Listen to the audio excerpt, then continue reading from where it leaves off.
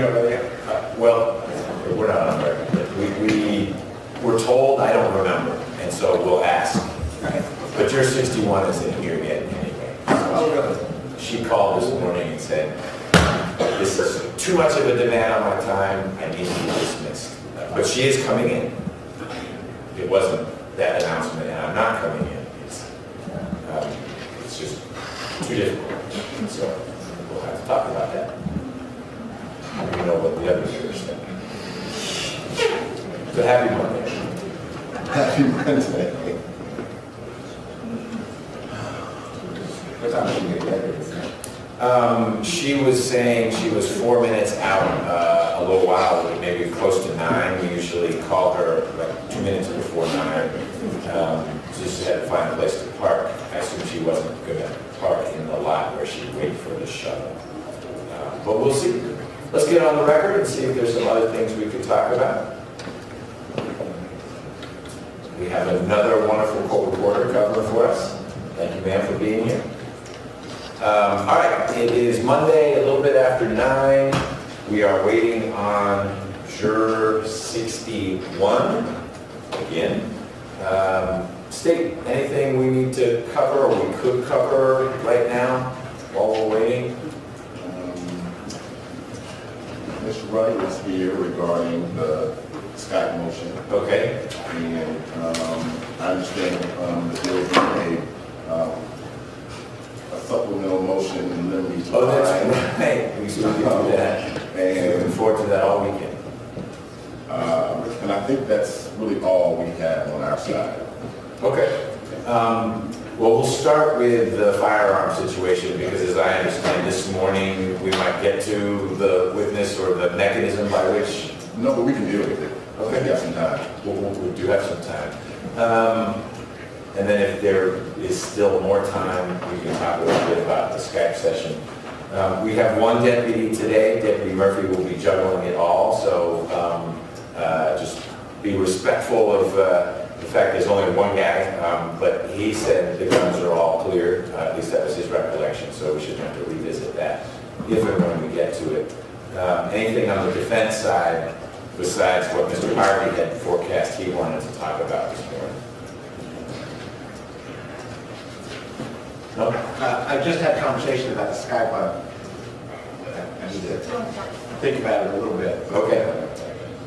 Did you want to do that this morning?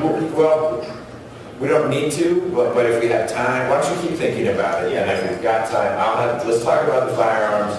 I'll have Deputy Murphy check if 61 is here, then we can get going at least. I think that's everyone's preference is to keep going through witnesses. Yeah. And then, are you thinking at lunch, we'll talk more about the media subpoenas? I am. You were able to reach out to the lawyers?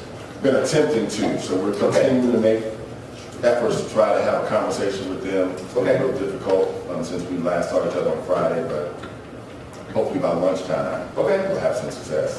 We'll see. Mr. Harvey, good morning. You had promised me some photos that would... I have those, Okay. and I want to reiterate our motion in limine with regard to the presence of the guns, or just the display of 43, excuse me, 43 guns in a manner which still contend that its relevance is very limited, its purpose is more prejudicial than probative. I have photographs, not very great photographs, but photographs of two, I guess, push carts that are piled high with weapons, both long guns and other handguns. I don't know exactly what to mark this. This is a court's exhibit. How do you want me to mark it? What would be great, if you don't mind making it a collective exhibit, it can be, we'll call it Courts 5, and it'll be all those photos together. And I've got a Courts exhibit sticker, and I'll put on it. Okay, so we'll call it Courts 5. And I've showed them to Mr. Rucker. He allowed us to look at the display. Okay. And once again, I'm going to reiterate, don't think it's relevant. If it's relevant, its prejudicial value outweighs any probative value, and especially after this weekend. This weekend, I want the record to reflect, there were massive demonstrations all over the United States with regard to gun violence in particular, and specifically I saw many clips of people talking about AR-15s. AR-15s are going to be displayed to the jury as part of Court's Exhibit Number 5. So I would contend that not only are they not admissible in their own right, but particularly after this weekend, I think the prejudicial value is exponentially increased. If you admit these, then I would ask for a cautionary instruction. These are not the weapons that were used in this offense. They are being introduced, as I understand it, over our objection for a limited purpose. And I would ask the court for a cautionary instruction. So with that, can I tender with 4 color photographs, collectively Court's Exhibit Number 5? Okay, thank you. And you're going to mark those? Yes, Do you want me to staple them? that would be, I have a stapler. I can do that full service up here. I'll staple, I'll label. All right, thank you. You bet. Thank you.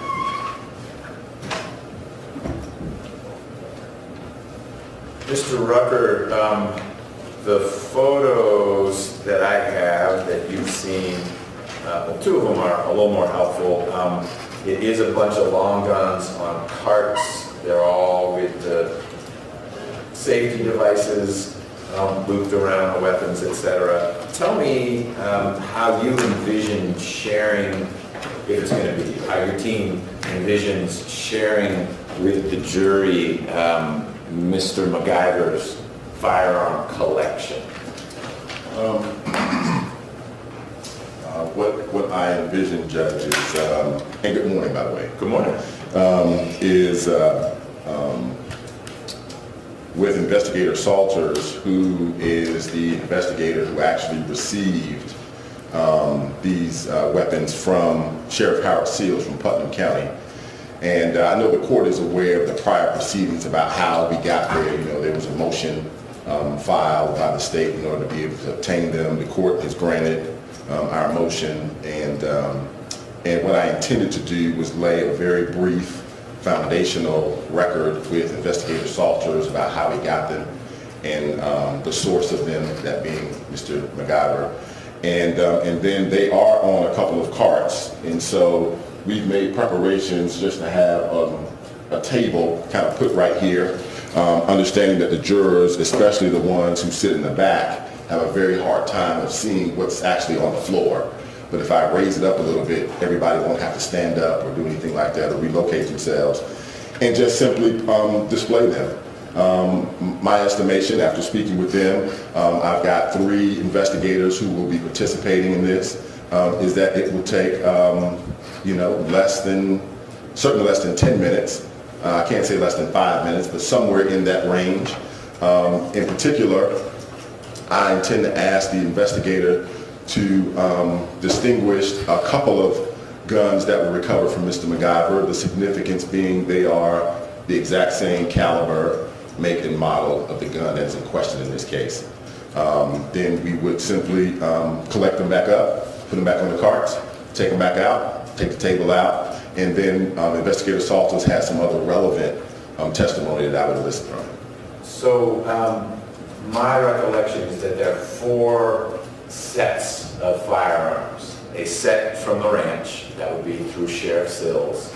A set through Investigator Hyde, those would have been almost all of the firearms from the condo. Right. There's a firearm that you said we won't be talking about unless something changes. That would be the sock drawer firearm. Correct. And of course, there's the firearm from the vehicle, already in evidence. Correct. So will the display be only ranch weapons, or will it be ranch weapons plus condo weapons? Correct.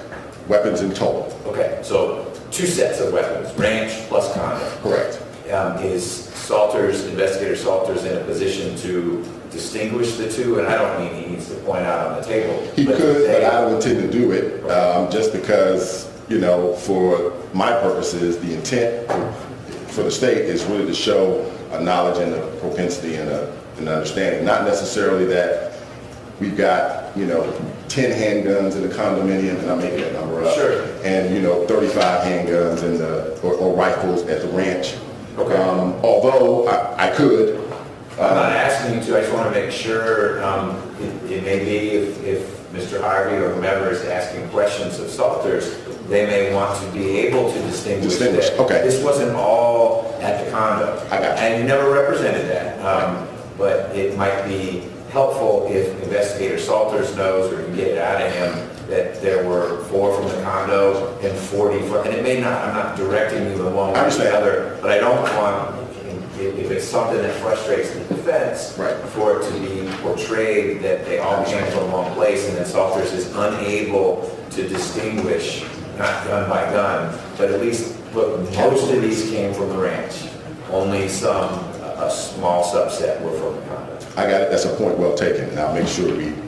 Second thing, I want to hold you to this. It sounds like the only firearms that might be individually held up for the jury, discussed, described, would be handguns, first of all. And secondly, handguns that are similar to, if not identical to, the weapon that was used in the excursion. Correct. Okay, no long guns will be held up, anything like that. They'll be visible, but we won't be drawing attention to a weapon that clearly had nothing to do with the incident. May have a whole lot to do with the state's theory of the case and what we've heard witnesses talk about in terms of proficiency and safety and whatnot, which is why I'm letting it in, but won't be focusing on an AR-15. That's correct. Okay. Given that representation, I'm not changing my ruling. Mr. Harvey has further built a record in support of the defense motion. I do not find that the prejudicial effect of displaying these firearms of Mr. McIver's to the jury in the manner that Mr. Rucker has described substantially outweighs the probative value of doing so. Now, if the presentation strays materially from what you've described at the state's doing, if the defense chooses to do something different, I'll step in and I'll invite Mr. Harvey, not that he ever needs an invitation, to say, wait a minute, that's not what we agreed to. So please do keep it targeted in the way you described. And with that, I'll keep my ruling intact. And you'll have Salters testify in the order you think is most useful to your presentation. Yes, sir. Can we check to see if 61 has graced us with her presence yet? She is. All right. I think she's coming to the door.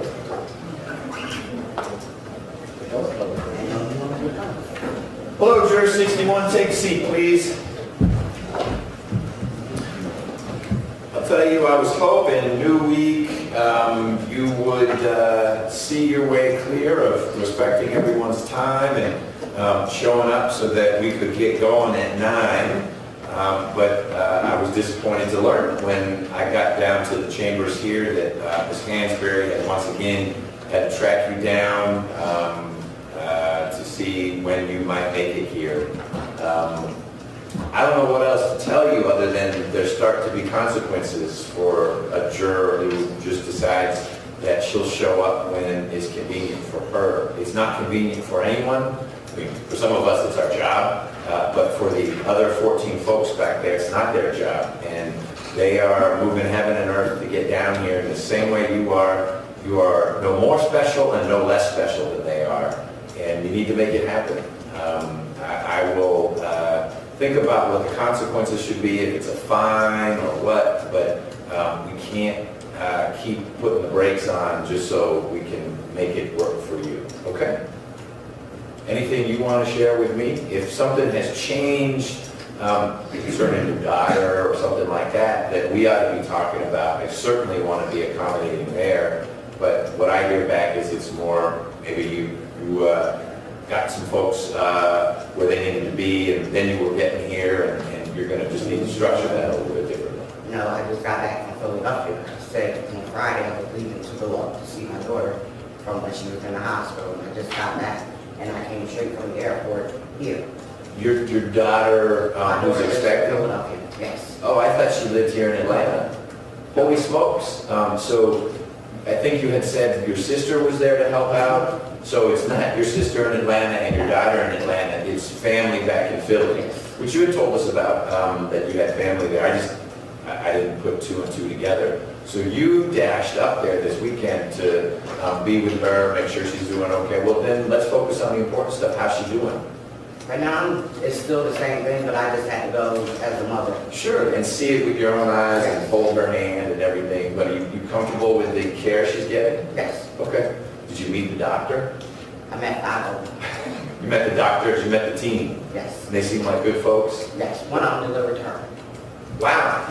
So this is, okay, a veteran in many ways. All right. You plan on going to Philly again this week? Spring break. Spring break, okay, but that's okay. When you say spring break, meaning the time that we all take off? Okay, but between now and Friday, you'll stay in Atlanta? I got 2 other kids to go to school. Okay, well, good. All right, go back there with those folks, and we're gonna get everyone out here. I'm glad she's doing well. I'm glad you got to see her. Thank you.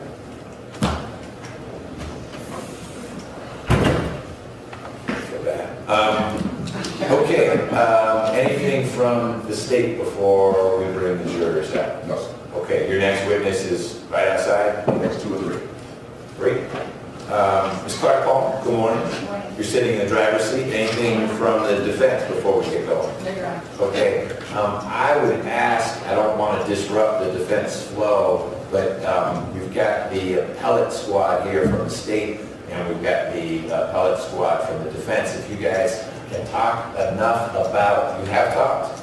Oh, so you needed to think now. You spoke with them about their theory. I'm not saying you're agreeing to anything, but you are digesting their theory of how you get past 9.2. I think I got the appetizer. Okay. I'm digesting the appetizer. Okay. Maybe during the break we can talk. We can talk more. Okay, great. And, Judge, I just want to let, because Ms. Brother said she has an out-of-office. Interview with an expert for a Rick's case that's coming up. And so I Okay. just wanted to know if I need to cancel that for this afternoon. What time would you prefer to hear the No, argument? let's do it at lunch today. Let's just get it out, because we may not get the media folks here, and even if we do, it doesn't sound like it should take too long. I don't want to deprive. Mr. Samuel needs a lunch break, seriously, his team does. And you've got other places to go, but why don't we assume whenever we break for lunch, and you guys can tell me if you want to do it right when we break, or we take a half hour, and then a few of us come back early to do it. But that can be maybe how you confer over the break to decide when at the lunch break we want to do it. But we'll tee that up for the main event over the lunch break. And then if there's time to talk with media folks, we'll do that as well. My meeting was at 1:30, so I would prefer the beginning part of lunch, but I will certainly move that if need be. Mr. Samuel, as always, is being accommodating, so when we send the jurors off to lunch, we can spend a few minutes talking about this and see if we can close it out. Thank you, I'll be here. You bet. All right, bring the jurors in, please. All jurors are present and accounted for, Your Honor. Happy Monday, friends. Please be seated. Welcome back. I have something you may enjoy before we get started with the state's next witness. I hope you all had a good weekend and are refreshed or at least ready to be back, because the weekend was long and slow. I have long prided our county in treating everyone equally. I want to show you what I got in the mail this weekend. So I will be doing my civic duty as well in the coming weeks. The date is hopefully past the end of this trial, but if it isn't, I'll have to defer and then come back and maybe sit in those seats. We're not exempt from that. I don't know that I will be selected to be on a jury, but I'll have to go up to 7 and sit there and feel like I'm in a big cattle car and get moved to a courtroom and be harassed by a colleague. But all the names are in that big pool of ping pong balls, and they pull them out one at a time. They got me burning. So, something for me to look forward to. I'll ask you guys what it's like, and you can tell me if I should show up or move out of the county. So, but we are back, ready to continue with the state's presentation. We ended, because you were willing to stay a little bit past 5 on Friday, and thank you for doing that. So we completed a witness, start fresh with a witness. The lawyers were asking, I didn't remember, is today a 6 o'clock day? Yes, okay. So the state or the defense, wherever we get, needs to be ready to fill the day.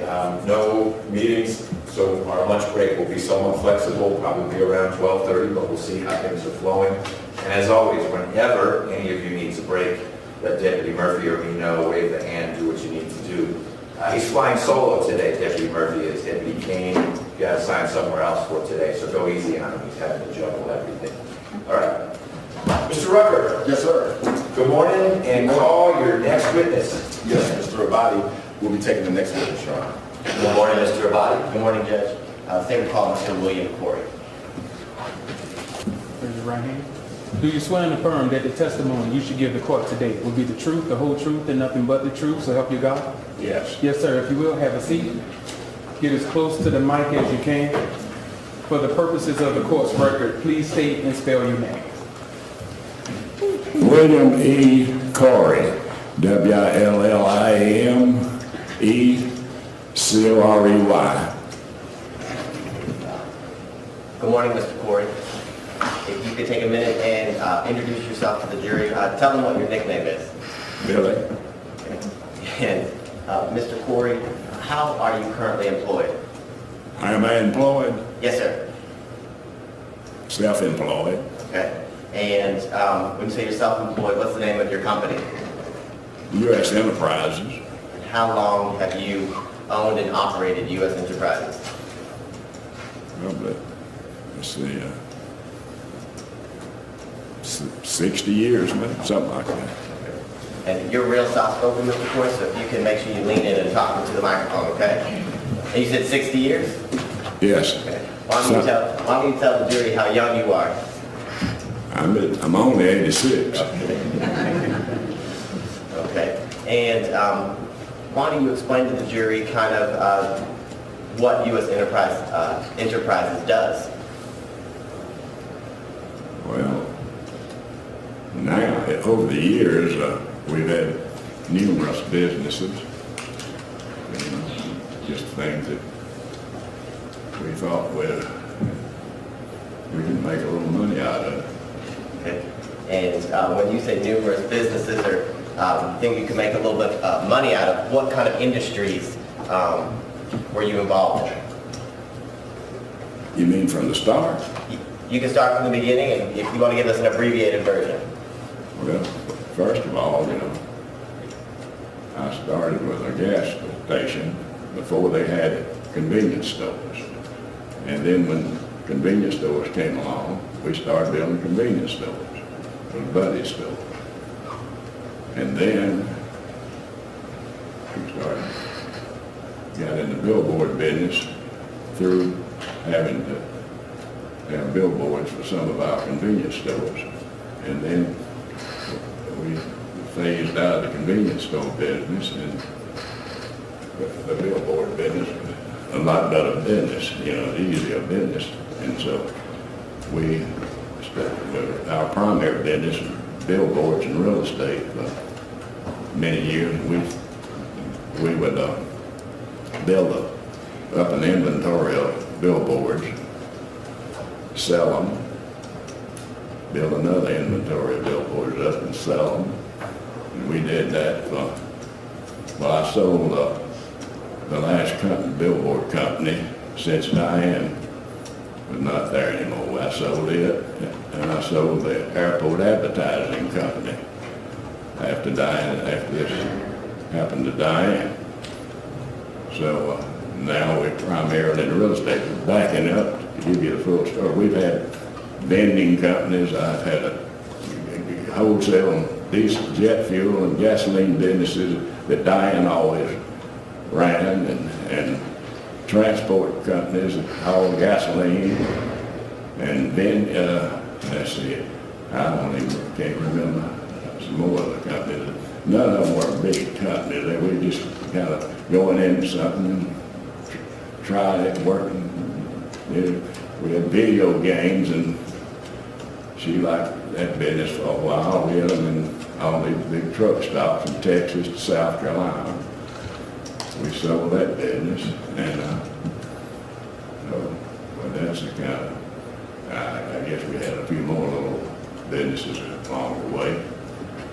But did that answer your question? It did, yes, sir. It sounds like you've had a lot of businesses throughout the years. Is that right? You what? It sounds like your U.S. Enterprises has been in a lot of industries and owned a lot of businesses throughout the years. Yes. Okay. Now, you kept mentioning Diane and how you sold companies after Diane had died. Are you talking about Diane McIver?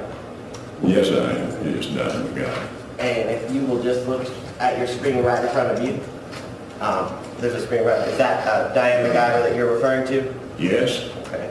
And why don't you tell the jury how long you knew Diane McIver? Probably. I can't remember the exact date, but she used to tell me that she'd been there, putting up with me 43 years. And will you tell the jury how you met Miss Diane? I met Diane through my brother and his wife. And when did she start? You said that she'd been putting up with you for 43 years. When did she start working for your company? I don't remember the exact year, but it would take away from the time she got killed. She said she'd been there 43 years, and I guess she was somewhere in the early 20s, maybe, when I don't know exactly how old she was when she started that, but she was early 20s, maybe, I don't know, 20, 21, something like that. Okay. And when she started, sir, where in your business did she start? Well, she started as an accountant. I had one accountant then. He was about ready to retire, and she started helping him. Hold on 1 second. Could you come a little closer to the mic and have a little closer to the Let me see if I can help you. Let me see if we can pull the chair a little bit closer. Well, I tell you, I got some demo hearing aids, and I supposed to go back Wednesday evening and get them tuned up. So Okay, you said she started as an accountant, and then after working in your accounting, I guess, part of your business, where did she go next? she just grew with the business. Diane was, I guess I got thinking about it after this happened. She was more like a relative, I guess you'd call her. I would, now thinking back, like a sister, a family. She was with me on every day except Saturdays and Sundays. Most of her life. So through the years, did you and Miss Diane become very close? Yeah, her office, I always had her office next door to mine. And she, I guess it's just like I got through saying, that she was kind of like, I guess, now thinking back, like a sister, like a relative or something like that. And was she, over the years, did she become a very integral or important part of your business? Well, when she started that, I remember, I think she was kind of timid and had pigtails, and then she just, over the years, she grew with the business, and she kind of got out of that stage of being timid, and she got more and more in charge. And she, I guess, she finally promoted herself to president. I didn't have any official president.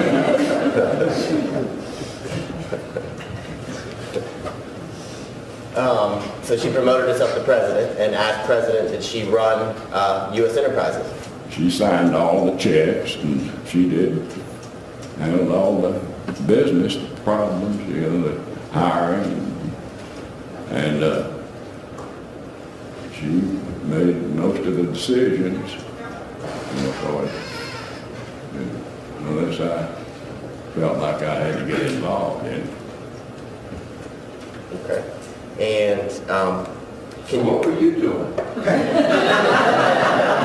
He was making smart hiring decisions. I was hustling real estate. I wake up trying to sell something and go to sleep trying to sell something. Now, while you were hustling, can you tell the jury, or explain to the jury, what Diane was like as a businesswoman? Can you explain, tell them about her as a businesswoman? Well, Diane was, she was beautiful. She was smart, very smart. She was thorough. She was generous. She was compassionate. And she was shrewd. Now, when you say shrewd, tell the jury what you mean by shrewd. Well, one example is, Your Honor, may I object to giving the example and just keep it? I remember that. Hold on 1 second, sir. I'll make the question more direct. Okay. So, without telling, don't give me an example, but when you say she was shrewd, kind of describe to the jury, I guess, the characteristics that you are, I guess, that made her shrewd. She grew with the business, and she could understand the deal, and she was thorough. Okay. And did she let people walk, I guess, over her, or all over her, which, when it came to business? You said walk over her? Yes. No, not, she didn't walk over Diane. Yet she grew from a timid girl to a real strong business lady. And she, around men, most of her life, our business associates, and they kind of pick on her, and she got to where she took care of herself. Okay.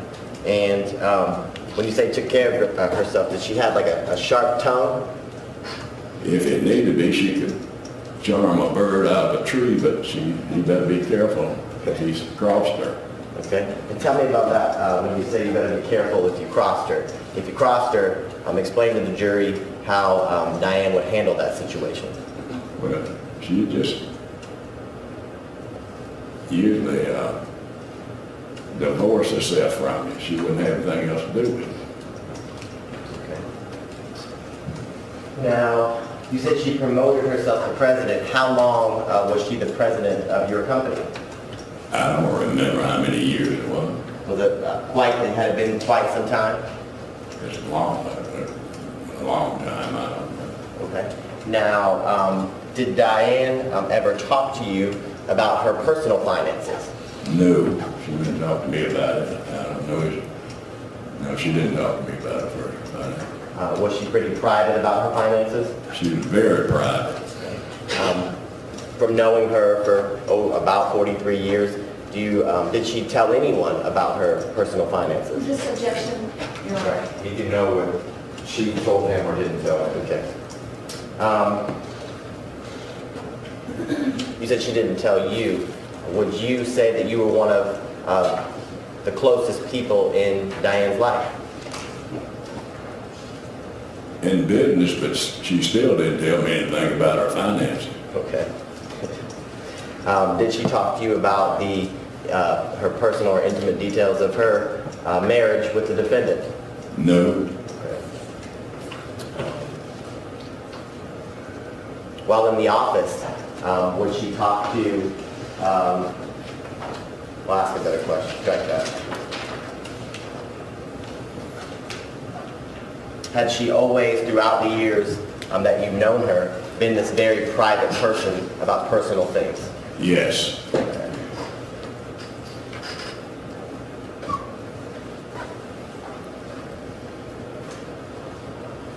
Now,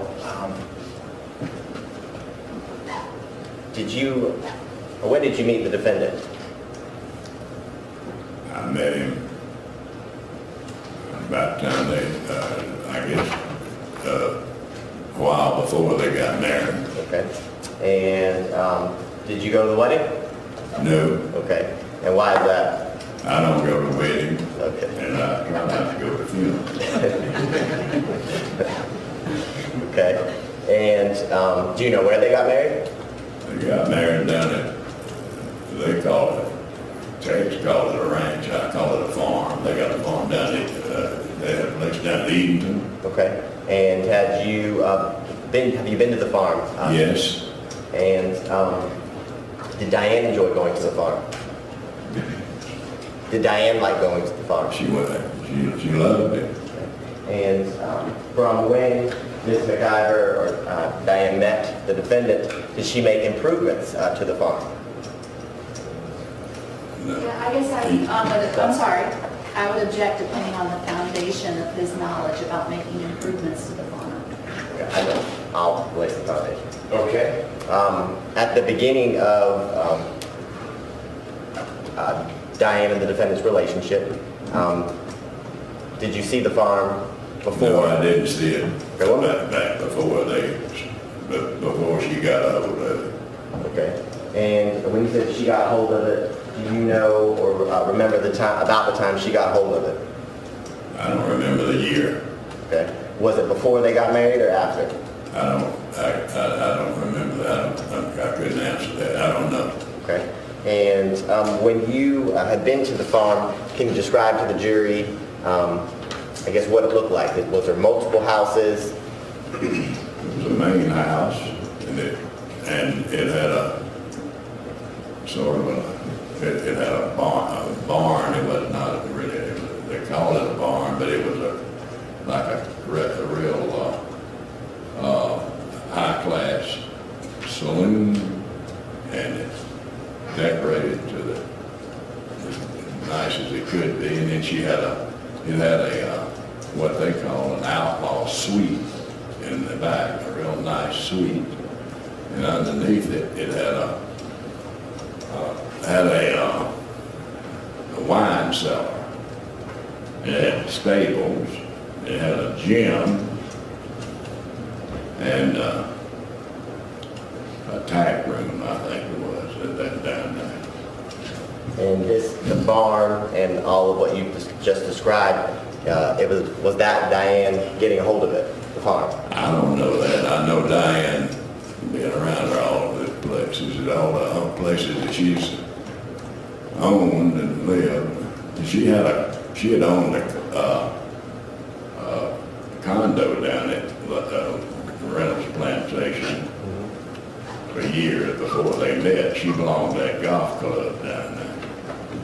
And then I think she must have sold it about when she got involved with the ranch over there with Tex. Did she own any properties here in Atlanta? She had bought 2 condos and merged them together over in Buckhead. I'm showing you on the screen, in front of you, State's Exhibit 348. Is that where Miss Diane owned her 2 condos? Yes, And have you been to those condos? yes. And was it 2 separate condos or was it one big condo? Well, there was one big one when she got through with it. Okay, when she got through with it. Yeah. Okay, did you get to see the condo during the renovations? No, Okay. Did you get to see the 2 condos that became one after the renovations? yeah. Can you tell the jury about the renovations or what Miss Diane did to make the condo so beautiful? Well, she made it like she wanted it. It was like I guess you'd call it a Hollywood condo when she finished it up with it. She was very particular about everything, and she was a neat freak. She couldn't stand anything being a dirty glass in the sink or anything like that. Now, you said at the Corey companies, your guys' your offices were next to each other? Yes, Okay. Now, did you decorate that office? she decorated everything in sight. I'm going to show you State's Exhibit 137 right in front of you. Is this Miss Diane's office? Yes. At your company? Yes? Yes, it is. Okay. And did she have her own private bathroom? Yeah, she had a big, they had a big bathroom there, and she had some file cabinets in it, a little refrigerator, and, you know, I guess a little couch or something in it too, I think. Okay. And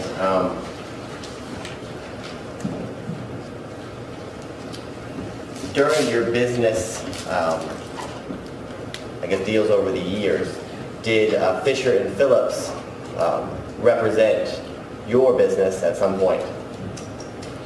Fisher and Phillips represented us probably 20 years before she met Tex.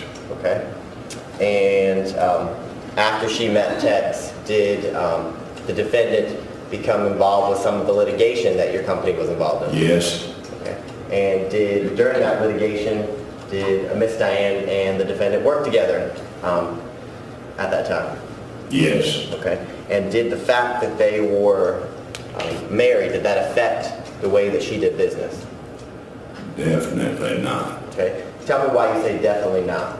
Well, I've seen them get in some pretty heated arguments about the invoices, and she had refused to pay some of the invoices, and she had asked Tex to get them adjusted. Okay. And was that a common occurrence when she was doing business with the defendant? She did, let me see, I guess, yeah, it was common, but I don't think it didn't happen all that often as I remember. Okay. And I'll ask you a better question. Was that a common occurrence when she was doing business in general? It was a strict policy of hers to take care of the business. Okay. Now, how would you describe, since you had been around both the defendant and Miss Diane, how would you describe their marriage from what you saw? It seemed normal to me. Okay. How often would you see the defendant and Diane together? Maybe once or twice a week, sometimes, maybe 3 times. And how would you describe their marriage? I thought we just asked I that. guess just like Did I ask that? the same. Normal? Okay. What do you mean by normal? How about that? What do I mean by normal? Yes. I guess I mean normal. All right. Is there any other ways that you would describe it other than normal? No. Okay. Who's Austin? Who is Austin? Austin. Austin Schwall. Austin's one, her godchild. Okay. And how long have you known Austin Schwall? Since he was 5 weeks old. Okay. And tell the jury how Diane felt about Austin Schwall. She was obsessed with Austin. She worshipped Austin. Okay. And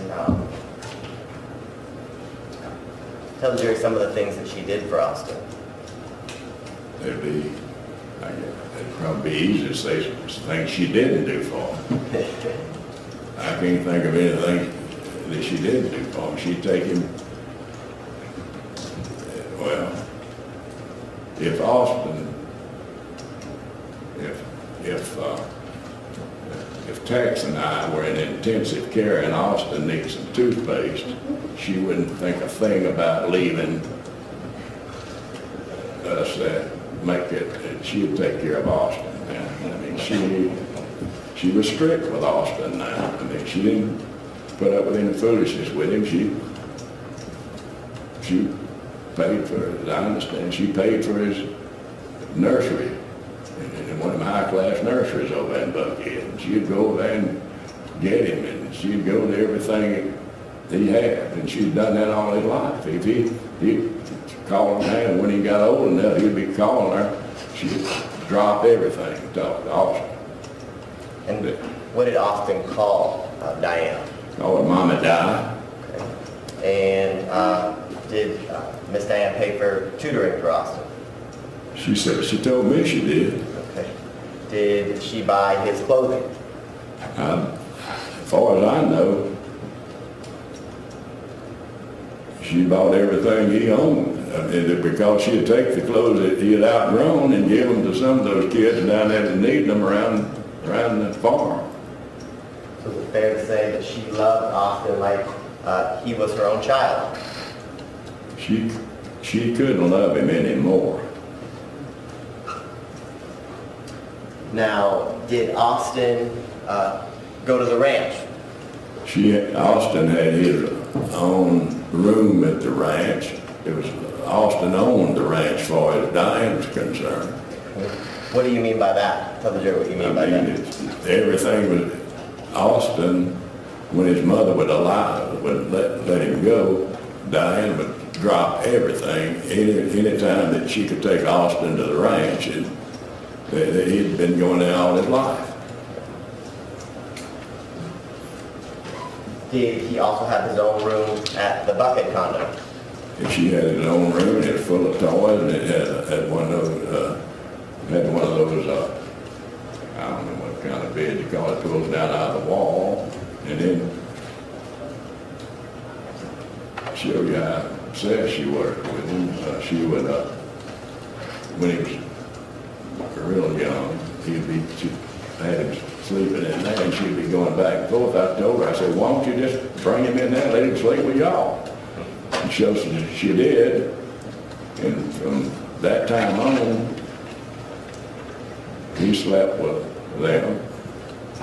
And she would tell me, you know. Objection. I feel like we're getting into some things that are probably based on hearsay, and would ask to strike the last answer about where Austin would sleep. I presume that Mr. Corey only knows that through hearsay, unless he was also personally witnessed that. Just to make sure we're not going into anything else that would be based on hearsay.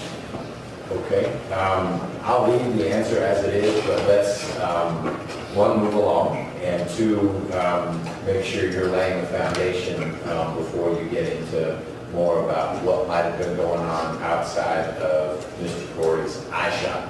Yes, Judge. Thank you. Now, you talked to the jury a little while ago that you had been to the ranch. Had you ever seen the defendant shoot or handle guns at the ranch? Well, Jay and I went out that time or two and watched them shoot. Okay. And was he a good shot? Who? The defendant. I don't know what kind of shot he was. Okay. Did they have a shooting range or mound at the ranch? Yes. Okay. And did you ever have an opportunity to shoot guns at the ranch? Shoot a gun? Yes. I didn't care anything about shooting a gun at that ranch. Okay. Are you a big gun person? Objection to relevance. What are you talking? Are you a big gun person? No. Okay. Now, how often do you think that you would go to the ranch, Mr. Corey? I'd go there. Diane would invite Janelle and I down there maybe once a year on dinner one night. And then we'd always go down there to Austin's big birthday bash that she'd have for him, her and Tex. And they'd have a regular schedule going down there. Okay, and you said Janelle and I. Who is Janelle? My wife, Okay, and how long have you been married to your wife? well, no, Mr. this is an important answer. Since 1954, whatever, 63 or 64 years, whatever that is. So a good amount of time. A good amount of time. Yeah. Now, I'm going to direct your attention to the morning of September 26th of 2016. Did the defendant call you? He left a message on my voicemail about around 6 o'clock in the morning. And do you remember what that voicemail said? Said he called. And after listening to the voicemail, did you call the defendant? When I went in my dressing room about 7, whatever time I went in there, I did return his call. And when you returned his call, what did the defendant tell you? He told me that Diane had been killed in a firearms accident, as well as I remember that it kind of, I couldn't believe it. It kind of it shocked me. When he said Diane had been killed in a firearms accident. And it took me several days for that to realize that she really wasn't here anymore. And did he tell you, I guess, how she was killed in a firearm? No, that's all he said. As I recall, that's the only time he said anything to me about what happened to Diane. So you said that's the only time. So in all the conversations that you've had, did he ever give you any more details about how Diane was killed other than it was a firearms accident? No. After getting off the phone with the defendant, do you remember what you did next? Called Jay. Don't tell me what Jay said. You can tell us what you said to Jay. What I said to Jay? Yes. I said, come over here, let's go to the office. Okay. And where do you live? Don't give me your street address. Where do I live? Yes. Not your street address, just the area. Conyers. Okay. And does Jay live near you? He lives on, we both live on the same place. Okay. And does Jay work with you? Every day. Okay. And you said you called him. Did he pick you up? Yes, I call him every day. We ride into work every day together. Okay. So on that morning, after the defendant, you had spoken to the defendant, did you go to your office? Yes. Okay. And do you remember what the first thing it was that you did when you got to your office? Well, that's been almost 2 years now. I know we went in the office and Jay and our attorney and probably Angie, Diane's right-hand lady. What's Angie's last name? Brooks. What is you said your attorney, what's your attorney, the attorney you're on? Ken Rickard. Okay. And we decided that, had to call the rest of the staff in and tell them what happened to Diane. And what did you tell, who told the staff what happened to Diane? I don't remember whether it was me, Jay, or Ken. Okay. And after telling the staff what had happened, do you remember what happened next? No, I don't remember what happened the rest of the day. I don't remember what happened the rest of the day. Did you speak to the defendant again that day? It seemed like we went over that to the condo that day, the next, I think we went over there that day, that night. And who did you go with that day? Jay. Okay. And do you remember, did you speak to the defendant? Did I speak to him? To the defendant, Tex? Yeah, I spoke to him, but when I know there were a lot of people, many people in there. Okay. And on that day, did you ever speak to him one-on-one? Either that day or the next day. Jay had told me. Don't tell me what Jay said. Did you said you spoke to him one-on-one? Do you remember where? We wound up in that wine room of hers over say, the wine room, is that in, Well, there's a, the Buckhead condo? yeah, in the condo. Okay. And, was it just the two of you? Yes. Okay. And, do you remember, what the defendant said to you? He had, I don't know what I can say and what I can't say up here. You can tell me what you said and what he said, but nobody else. When we finally wound up, he wanted to see me. And when we finally wound up, we went over and sat down on the sofa, I think, in that room. Yes, sir. And I kept waiting for him to say what he wanted to see me about.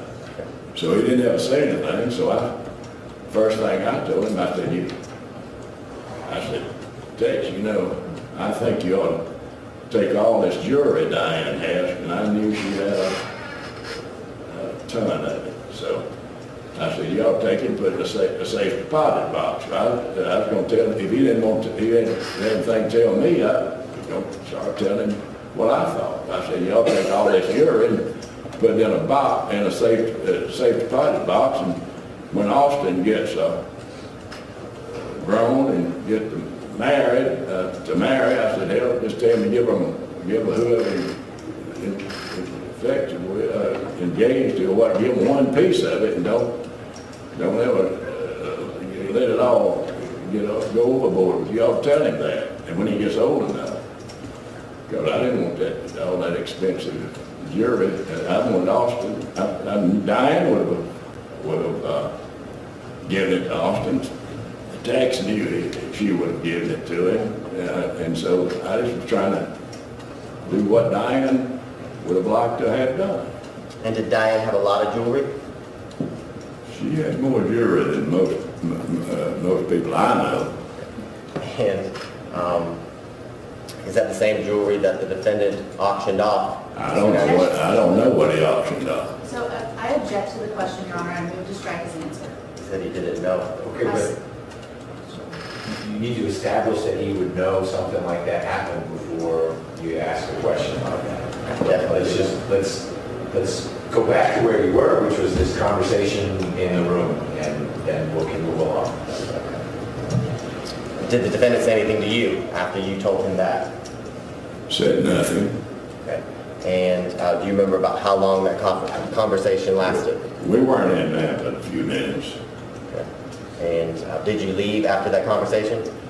I probably left a little while after then. We went back in there, and there's a good many people around in the other side of the condo.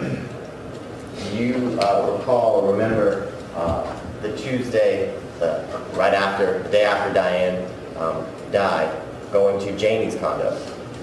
Janie Calhoun's condo? Yes, I do. And do you remember, who did you go to the Janie's condo with? Jay, Okay. And is Janie's condo in the same building as Diane's condo? across the hall. Okay, so they're on the same floor? Yes. Okay. And why were you going to Janie's condo? Jay had spoken to Danny Joe.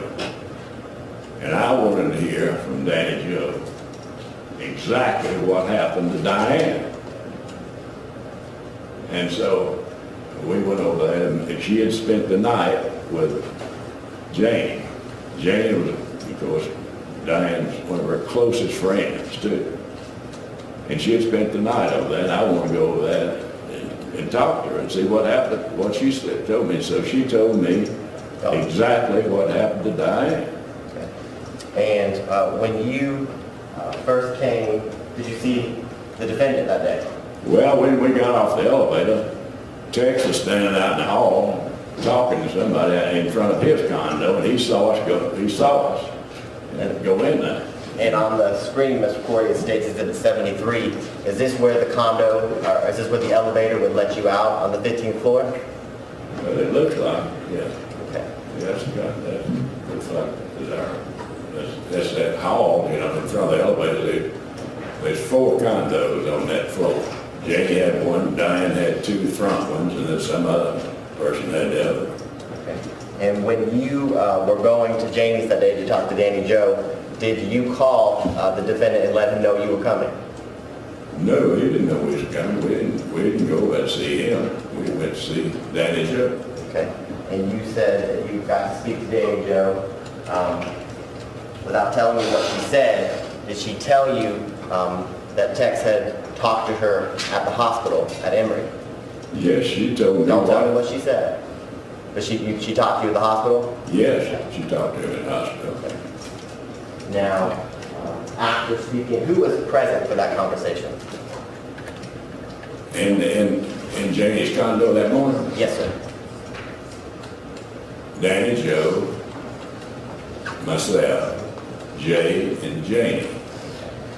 And at some point, after you were done speaking with Danny Joe, did the defendant come over? Yes, he came up. Okay. And when he came over, did he speak to you? Yes, he spoke to us. He came up and sat down.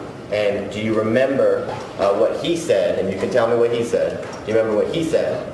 I don't remember exactly what all he said, but I know he said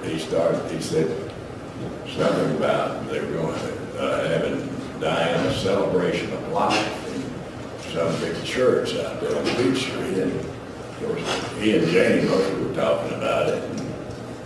And they asked me something. I said, Diane, that's not like Diane having celebrations when in big churches out there on Beach Street that she'd probably never been in. So that's all I said. And then they started talking about, Janie, I think, brought up whether you could have the Cherokee. And I said, well, I don't think that's good. Y'all do what you want to do. I'm not, I don't think that's what I want to do. I said, and then after kept on talking, back and forth,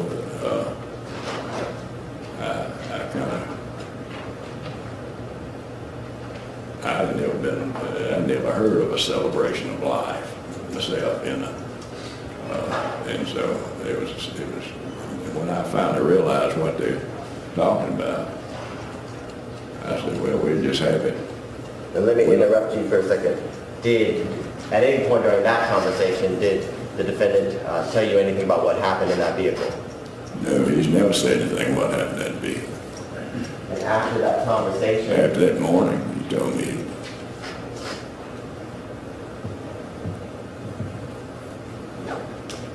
You said during the conversation with Danny Joe, she told you about a conversation that her and the defendant had in the hospital? Yes, she told me everything that she said, that from the time it happened, I mean, from the time they got off the expressway to the time she went to the police station and told the police what happened. And I want you just to specifically tell me what she said about what the defendant told her at the hospital that night. Well, one thing, he told her that she ought to go ahead and leave because he didn't want to get her mixed up in anything, get her involved in anything like this. I mean, that's one thing she said. Okay. And about how long would you say the conversation at Janie's condo lasted? I guess it seemed like we were over maybe an hour, something like that. And you talked about a celebration of life. Did you end up planning a memorial service for Ms. McIver? Yeah, we had a celebration of life for Diane. Okay. And were you part of the planning of it? I was part of the planning. Jay did most of the detail. And where did you have Miss Diane's celebration of life? We had it there at the office. Okay, at Corey Company?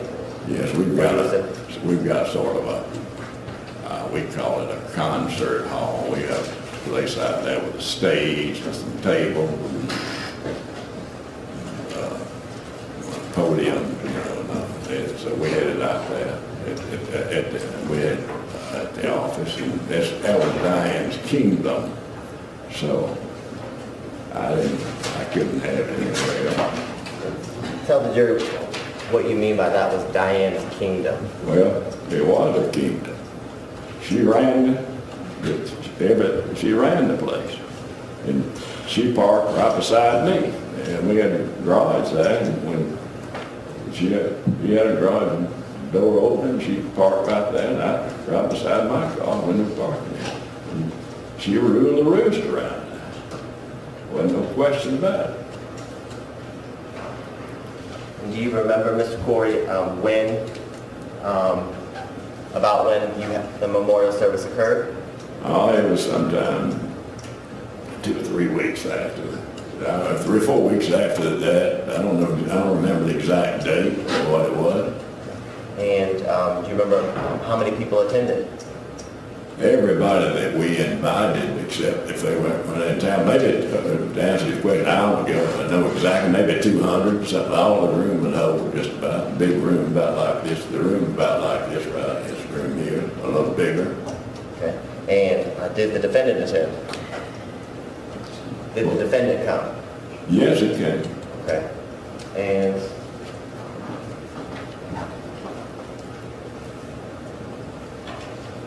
how has Diane's death affected your business? Objection. Don't answer yet. To be relevant, Your Honor. I can move on, but I think it's relevant as to, I can move on. Okay. Not that short. Mr. Corey, did your company have a condo in the villas of the same condominium that Diane owned condos? Yes, we had a condo there. Okay. And do you remember how it was purchased? Diane, you want me to tell you the story about the condo? Tell you the facts? Is that what you're asking me? Yes. Will you first tell me how was it purchased? Diane purchased the condo because her friend and my friend, a lawyer, died and owned it. Brent's man. Okay. And they couldn't sell it. And then his kids, the state, to sell the estate, Diane said, we just buy the condo. And I think she bought it in her name first. Okay. And we paid about, I think, $250,000 for it. She did. And then when after this happened to Diane, I sold those airport businesses and I sold the billboard business. I sold the condo for $350,000 a while back after I'd sold that. That's all we go. I could hear some of these folks in a restaurant so I'd use it some evening. If I had to meet somebody, I'd go in there and we'd have 2 or 3 glasses of wine. And then I'd talk to them, do our business, and then I'll leave out it, and that's all the time. Maybe sometimes I'd go back maybe once every 3 or 4 months, 2 or 3 months sometimes, and sometimes more often. Okay. And you sold that condo? Yes, it's sold. Okay.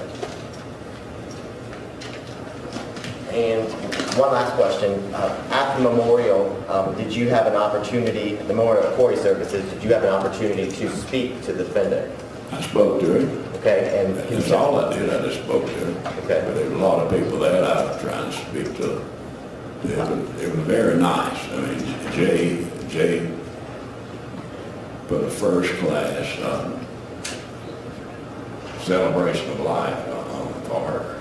Because she'd have done the same thing for me. Okay. And do you remember if the defendant, what did he say to you? Or was it just a I just spoke to him. Okay. I didn't invite anybody over there except the people that was on good terms with Diane. And I'll let that be known.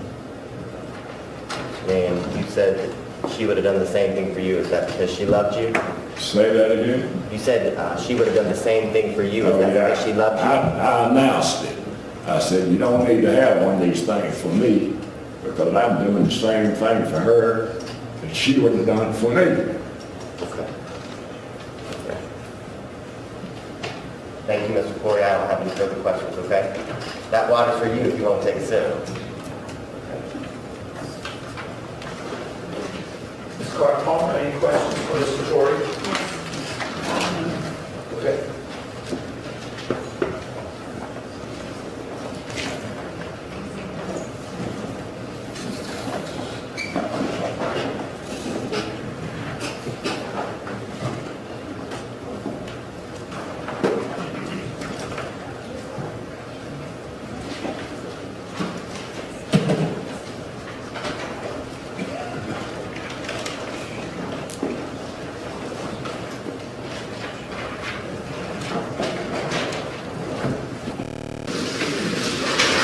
Mr. Corey. My name is Amanda Clark Palmer. I think maybe you and I spoke on the phone a few weeks back. Yes, you called me and asked me one day what they had asked me down there. I remember that. Yes, and we were on the phone for maybe about 15 minutes or so. Not that long. Not that long. No, thank you, thank you. And you didn't want to share with me, you didn't really want to talk to me about this case, right? I didn't have anything. I told you to ask these people down here what they asked me. I didn't know Right. I didn't know what they I didn't have, I never even be talking to you. Right. Because I told you that I represented Mr. McIver, right? I guess you did. I didn't pay much attention to you, really. Mr. Corey, did I understand your answer about how many times you went down to the ranch? I don't know how many times I went. I didn't count the times I went down. I heard you say that you would go, you'd be invited down there maybe once a year, and then you would also go down for Austin's birthday parties? That's what I said. So about 2 times a year you would I go? went down there more than that. Diane had bought, she bought a little building down there that we rented out and had a billboard on it. She bought that, and she had bought a bunch. She had assembled a good many billboards down there around her area, because that was her. We was in the billboard business, and we probably had, I don't know, 15, 20 billboards down there. I didn't ever see most of the billboards. Right. Okay, so let me ask you about Diane's work with you in the billboard business and your other businesses. Okay. All right. When Diane died in 2016, do you know what her salary was at that time? I don't know exactly what her salary was. She kind of did her own thing with the salary, and I trusted her with everything. I trusted her with it. She wrote the check, she signed the deed, I don't remember what the salary was, but whatever it was okay. Okay. You just don't know what her salary No, was? I don't know what her salary, I couldn't tell you exactly what her salary was. I never wrote her check. Right. She wrote her own check. Okay, so if we wanted to know what she was making from U.S. Enterprises, we need to go find a W-2 or a check or something like that. You need to get her bookkeeper or somebody if you want to find out that. I don't know about her. I don't think very many people would have known anything about her business, but her and her accountants or something. And would anybody else at U.S. Enterprises know how much her salary was? I don't think they, I doubt it. If they would, I doubt if they'd know what Okay. she was. Okay. But she also had a part of an interest in a business called DRS, correct? She did. Okay. And U.S. Enterprises was also in business with DRS. No, we weren't in business with them. I didn't have any interest in DRS. Her and Richard Harrell owned DRS. I had no interest in it. I never saw a bank statement. I didn't know anything about the business. Okay, so maybe I shouldn't use the phrase in business, but U.S. Enterprises made, I'm so sorry, just for the court reporter, if you would let me finish my question, and I will make sure that I don't interrupt you in that way. She can take everything down. Did U.S. Enterprises loan money to DRS over the years? Diane and Richard handled that. Okay. They loaned money back and forth all the time. I don't know what Diane did, what kind of loan she did. She worked, she made that tax, she worked with accountants with the tax returns. I just didn't ever get involved in it because I trusted her. Okay. Were you involved in the claim or the lawsuit that U.S. Enterprises brought against DRS after Diane died? Don't answer yet. I'm going to object, Your Honor, as to relevance. Says he doesn't know anything about DRS. He said that multiple times. So I'll allow this question because Ms. McIver couldn't have been involved with the lawsuit. It was after her death, but that's about as far as we need to go because he's answered the question the same way now several times. So if you repeat the question, so we are on point. Were you involved in the claim or the lawsuit that U.S. Enterprises made against DRS after Diane died? I guess I was, but the lawyers and the accountants, they did did that transaction. I didn't get involved in it. We have accountants and lawyers, they dealt with that thing for months there. Is one of the lawyers you're talking about Ken Rickert? Yeah, Ken was involved in it. Okay, so is he a better person to ask about that Yes, lawsuit? he probably is. Okay, They had several accountants and several other lawyers okay. involved in it. All right, you told us about Austin Schwall and that he was Diane's godson, right? Yes, He's also Tex's godson, right? yes, Okay. And Tex and Diane both loved Austin Schwall, correct? and Austin loved Tex as much as he could. Tex was great to Austin. And Austin loved Diane too. Austin would call Diane, I believe, before he had called his mother if he wanted to do something. That's how close they were. Okay. In connection with Austin, you told us about a conversation, or at least sounds like some kind of advice that you gave Tex after Diane died, which was you thought that he ought to take Diane's jewelry and move it to a safe deposit box and save it for Austin, correct? Yes, Okay. And you think you told that to Tex the same day that Diane died, the Monday or the Tuesday, somewhere in there? sometime that, whenever I think he sent word that he wanted to see me, and then when I went over that, then Jay told him, I guess, take me in there and talk to him. And I got in there and he didn't say anything. Okay. So I brought that subject up, Okay. because it just came to my mind. Okay. And prior to you having that conversation with Mr. McIver, had you seen a copy of the 2006 will that was executed by Diane? I hadn't seen it before, and I haven't seen it since. Okay. I've never seen it. Okay. Have you seen a document with some handwriting on it that makes reference to Diane's jewelry? No. Okay.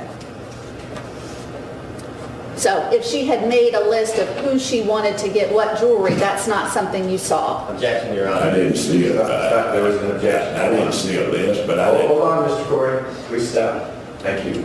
Objection, speculation, that he's already answered that, so. What? Okay, well, he's already said he hasn't seen anything, so let's not say, well, then did you see this, did you see this? It's a slightly different question. but- Yes. And just trying to make sure that something doesn't prompt his memory and I'm not asking my question in an inartful way. Okay. All right, but he answered it.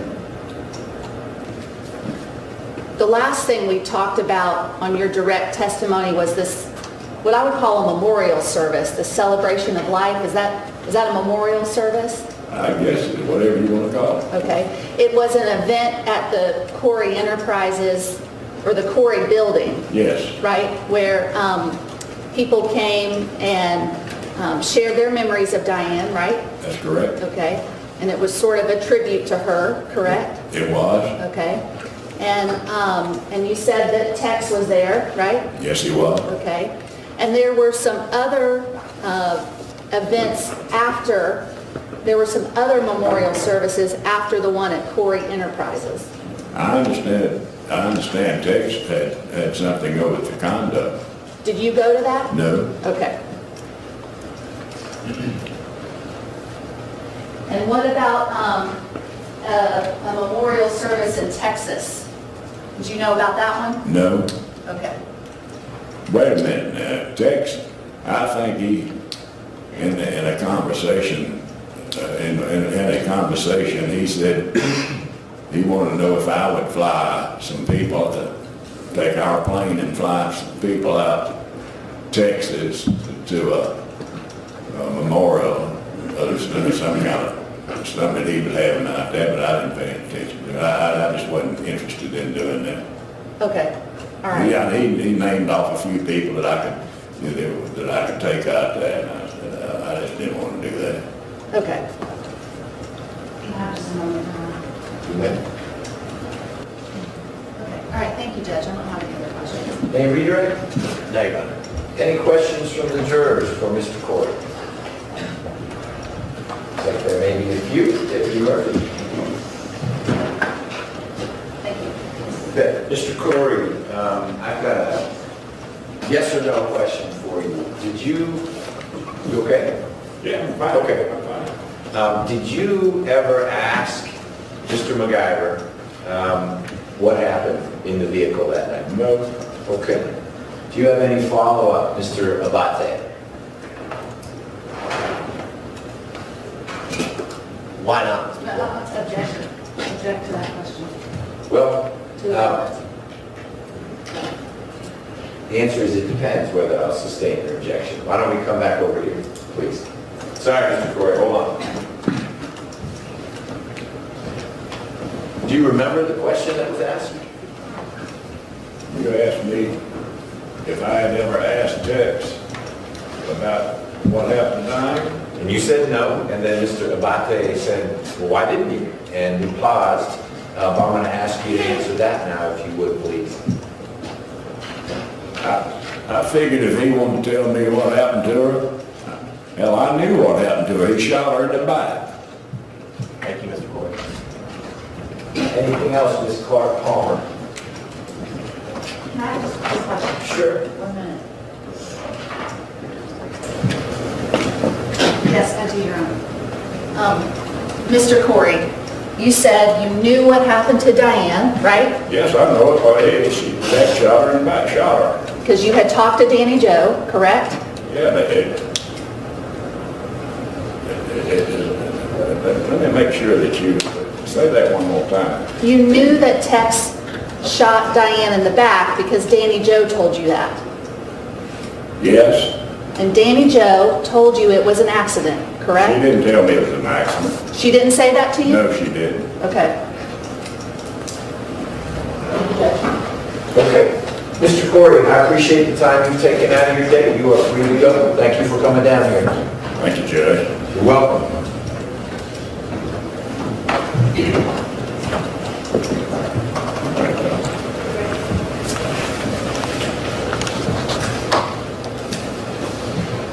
Mr. Rucker, next witness. Yes, sir. The state will call Ann Schwall to the stand. Raise your right hand. Do you swear to affirm that the testimony you should give the court today will be the truth, the whole truth, and nothing but the truth, so help you God? I do. Yes, ma'am, if you will. Have a seat again, please, Paul. Get as close to the mic as you can. For the purposes of the court's record, please state and spell your name. My name is Ann Schwall, ANNE-SCHWALL. And good morning. On the record, Your Honor, good morning, counsel, ladies and gentlemen.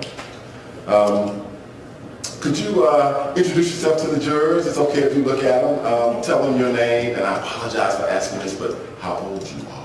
Okay. It'll get better from that. My name is Ann Schwall. I'm 49 years old. Okay. And can you share with the jurors a little bit about your educational background? Sure. I went to Vanderbilt for college. I have a master's degree in early childhood from Emory, as well as a master's degree from Georgia State for leadership. I was an assistant principal in elementary school. Okay. And can you share with the jurors, how are you currently employed? I am in real estate. I am Vice President of Developer Services, which is the new construction division, Atlanta Fine Homes, Sotheby's International Realty, heading up new construction projects in Atlanta. Okay. And how long have you generally been associated in the real estate industry?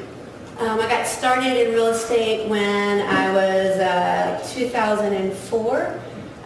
When I was the assistant principal, I was pregnant with my first son, Craig, and I decided to make a transition at that time out of being an assistant principal and into the real estate world to have, I thought, a little bit more flexibility. Okay. And can you tell the jurors, are you currently married? I am. Okay. And Can you share with the jurors, do you have any children? I do. I have two, And what are their names? Craig Schwall and Austin Schwall. Okay. And can you tell the jurors who is Craig Schwall Sr.? So Craig Schwall Sr. is my ex-husband. Yes. Okay. And how is he employed? He is employed, he's a judge, he's a superior court judge in this courtroom, where this... In this building? Building. Yeah. Now, can you share with the jurors what are the ages of your two children? So my oldest, Craig, is 13, and Austin is 11. Okay. And can you tell the jurors what year was Austin born in? He was born in 2006. 2006. Now, can you tell the jurors at some point in time did you become acquainted with Langdon Diane McIver? Yes. And can you share with the jurors when that would have occurred and share with them how did you become acquainted with her? Okay. I met Tex and Diane when, shortly after I got married. They were just good social friends of ours. They were very supportive of Big Craig. And we Big just... Craig being your former husband? Yes. Okay. Big Craig and Little Craig. So we call him Big Craig. So it was just very supportive of his career and of us. Okay. And if you could give the jurors some context about what year would that have been? Around 2001. About 2001. So can you tell the jurors, over time, did that kind of casual social relationship evolve into something a lot stronger? Yes. So we chose for Tex and Diane to be the godparents of Austin. And in doing that, they just became very supportive of Austin and us, and really became like family to us. Okay. Now, can you tell the jurors, when would you say, well, strike that. Let me ask you something that's better question. How would you describe Diane's relationship with Austin? And if you could help give us a historical context, say from the time he was born in 2006 until, the time of her death. And just the relationship, is that what How would you describe it? Okay. It was amazing. I mean, she cherished him. They were very, very close. She was just like an extra set of hands. They both were. They were both like an extra set of hands to us. It was, they became our family. They treated us like family. They were there for us for support, helped us with, I was working, so they would help with childcare. Both boys would go to the condo after school and with childcare. They spent holidays with us. They spent every Christmas with us. They would go trick-or-treating with us. Easter, we would go on family vacations in the summertime together. She never missed a baseball game, basketball game.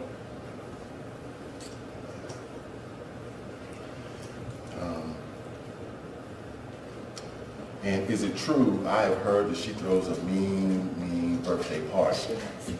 She did. Could you share with the jurors a little bit about that? So every year we would have Austin's birthday party at the ranch. And it was always just an amazing, special time that they would have just a wonderful party for him. He would they'd invite his friends from school. There would be friends from just down at close to the ranch would come. family friends would come. They would always have a petting zoo and a jumpy, and they would have the boys from the local college down there to help out, to teach the boys how to fish. There was horseback rides. They would let the kids take horseback rides. There was always, catered event, great food. So it was always just a really special time. And could you help the jurors understand this relationship that Diane had with Austin? How about the converse? How did Austin feel about Diane? He adored her. She poured so much love into him, and he did the same. And he grew up just seeing them as just an extension of our family. It was as if they were more like grandparents than really godparents, because they were there every step of the way. Okay. How would you say that Austin felt about the ranch? Oh, he loved it. He adored it. Yeah. It was a perfect place for a boy. Okay. Now, as close as you were with Diane, could you tell the jurors, would she share any intimate details with you about her finances, her financial situation? Not particularly. We didn't really talk about finances per se. Okay. And would it be fair to say she was a private person about these kinds of things?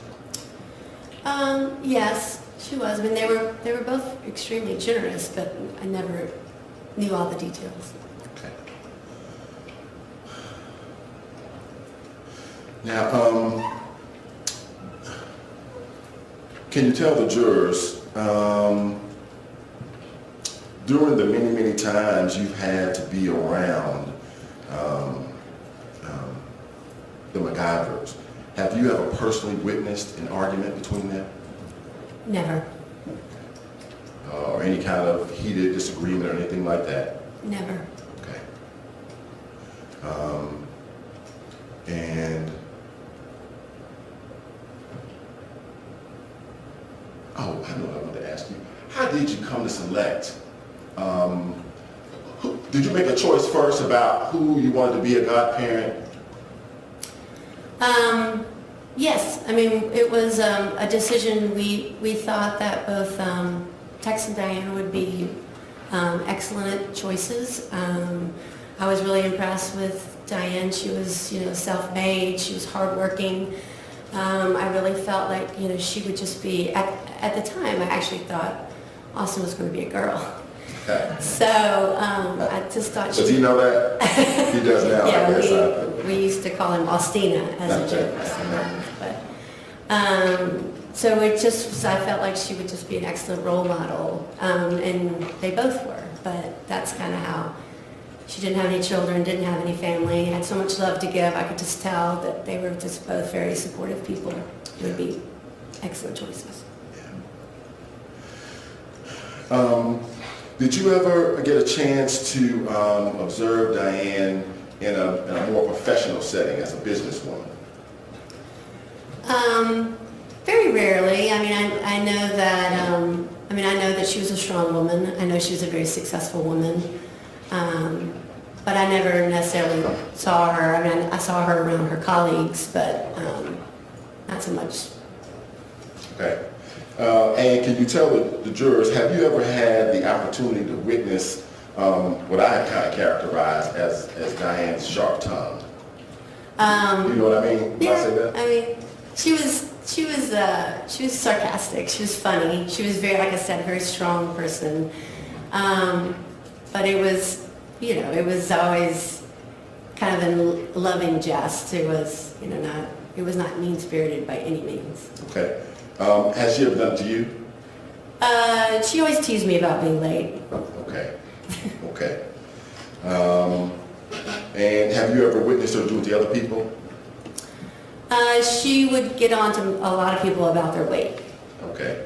and just not eating too much. That was usually what she would tease people about. Okay. Have you ever experienced perhaps that kind of teasing go on and on to the point that it is uncomfortable? Have you ever experienced No. that scenario? Okay. No. Have you ever seen her do it to the defendant? No. Okay. No. All right. Okay.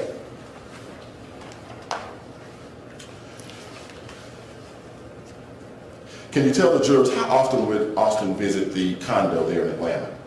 During the course of, say, a week? He would go every day after school.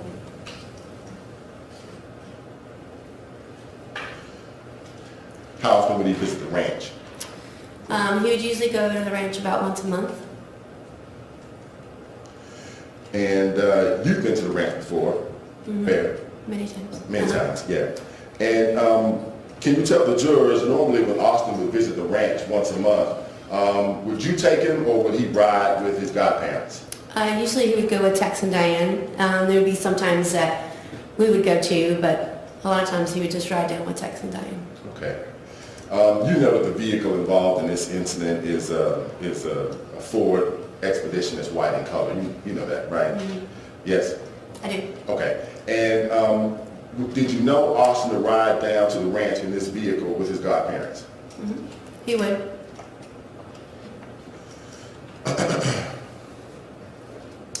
Now, in having visited the ranch, did you know the defendant have guns there? Yes, he did. Have you ever, are you familiar with guns at all?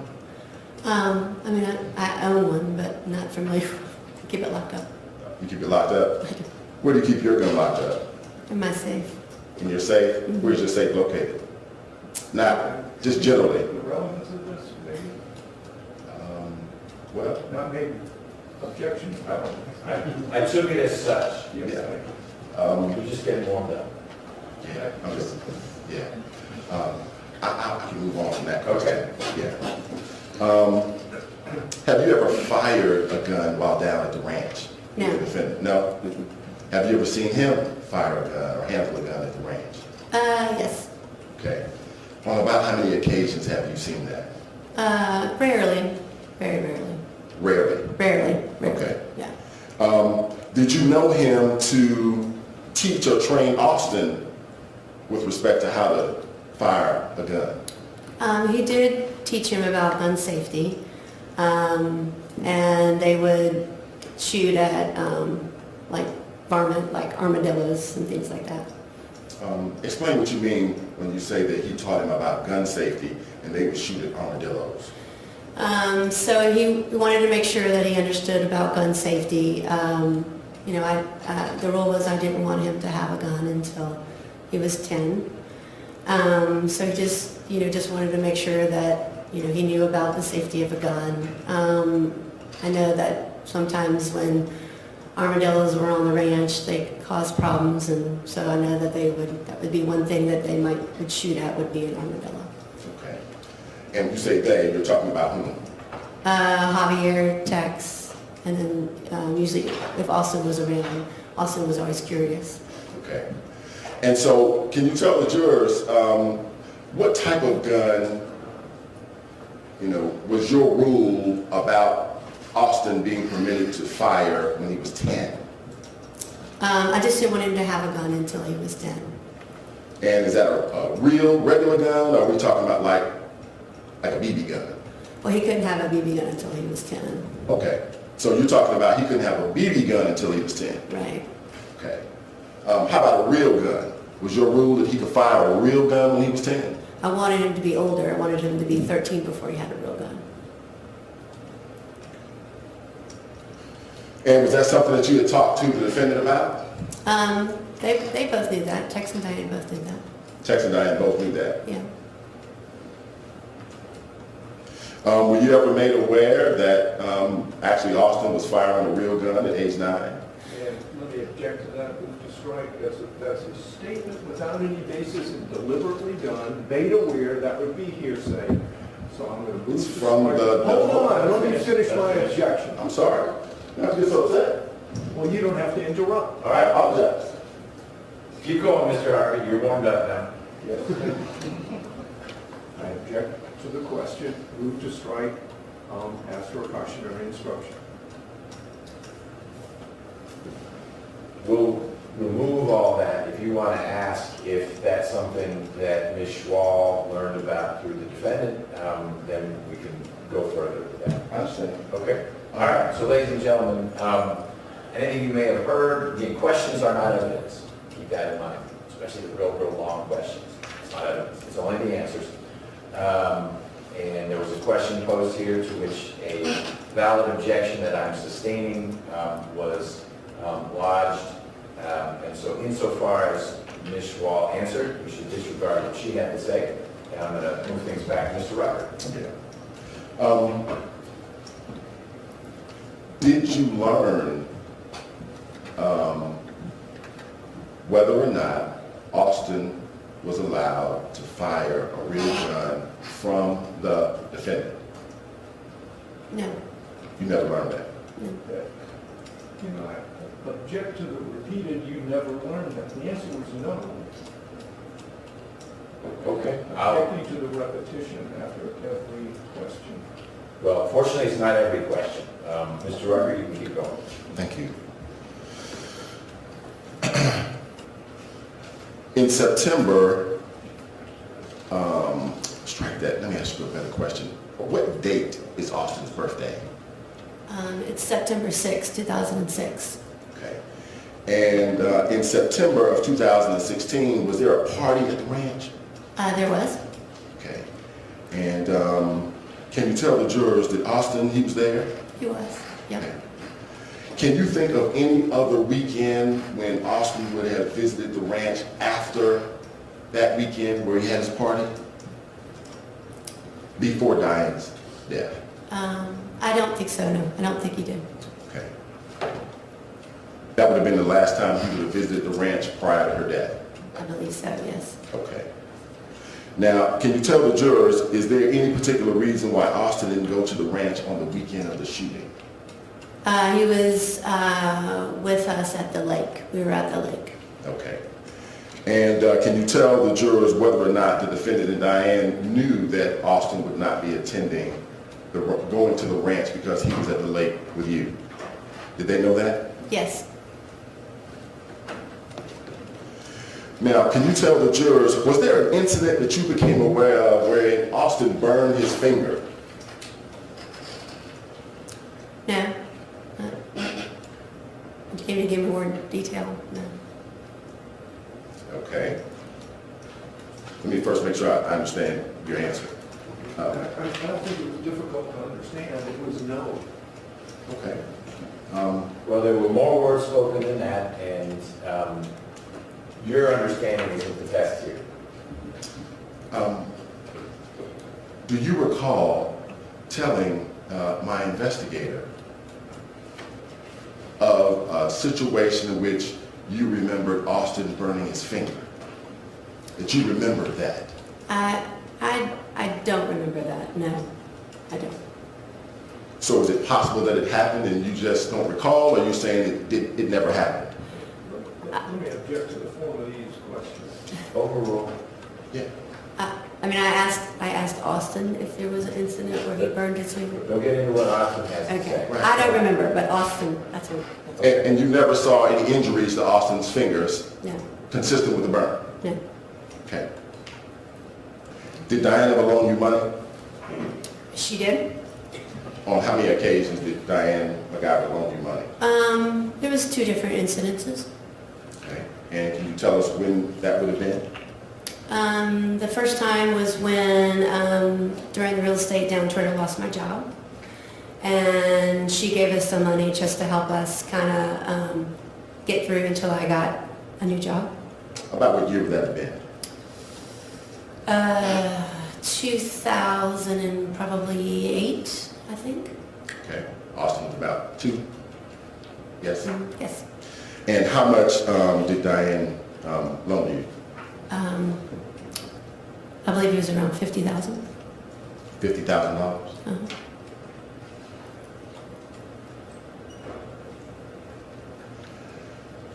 And were there any terms or conditions with respect to the repayment of the loan? So it was a regular loan with interest, and we just paid it monthly and then paid it off.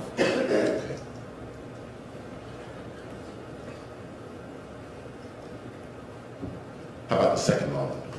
When was that done and how much? The second loan was when I went through my divorce and I had to refinance my house. She helped me with the refinance so I could get a second mortgage. Okay. And about, just put me in a time frame, about what year was that? 2014, I believe. Austin would have been about 8. Mm-hmm. What was the amount of the 2014 loan? $30,000.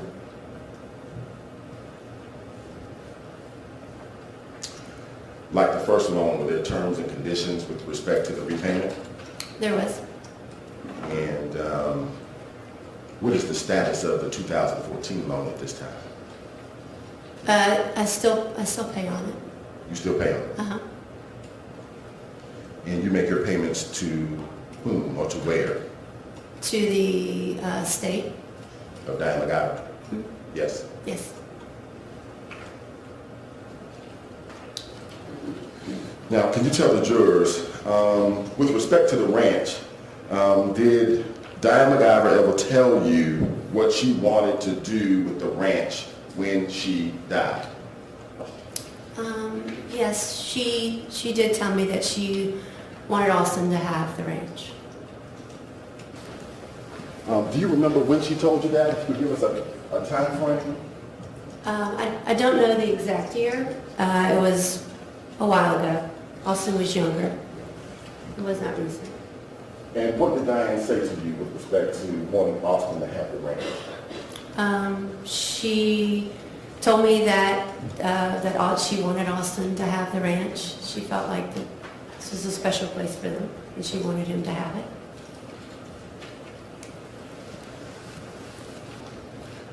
Did you believe her when she told you that? I did. Stop, don't answer. I don't. Objection. Sustain. Did she ever tell you anything different? No. Did she only tell you that one time, or were there other times she would have indicated that to you? I think it's just that one time. Stop. No, that's fine, but there's only one 807 notice. Right, that was my. That's fine. Okay, I understand. Do you recall where you were when she told you that she wanted Austin to have the ranch? I believe we were at the ranch. Okay. After Diane's death, did you become aware that there was a will that was probated for Diane McIver from 2006? I did. Okay. And can you tell the jury, based on the information that you knew about the 2006 will of Diane McIver, was Austin named in the 2006 will to get the ranch? Excuse me, that would be. Who's going to answer? Let me see if I can lay a little foundation. Okay. First, if you could tell the judge, how do you know about the 2006 will? I found out after her death. Okay. Have you ever had the opportunity to actually see the 2006 will or a copy of it? No.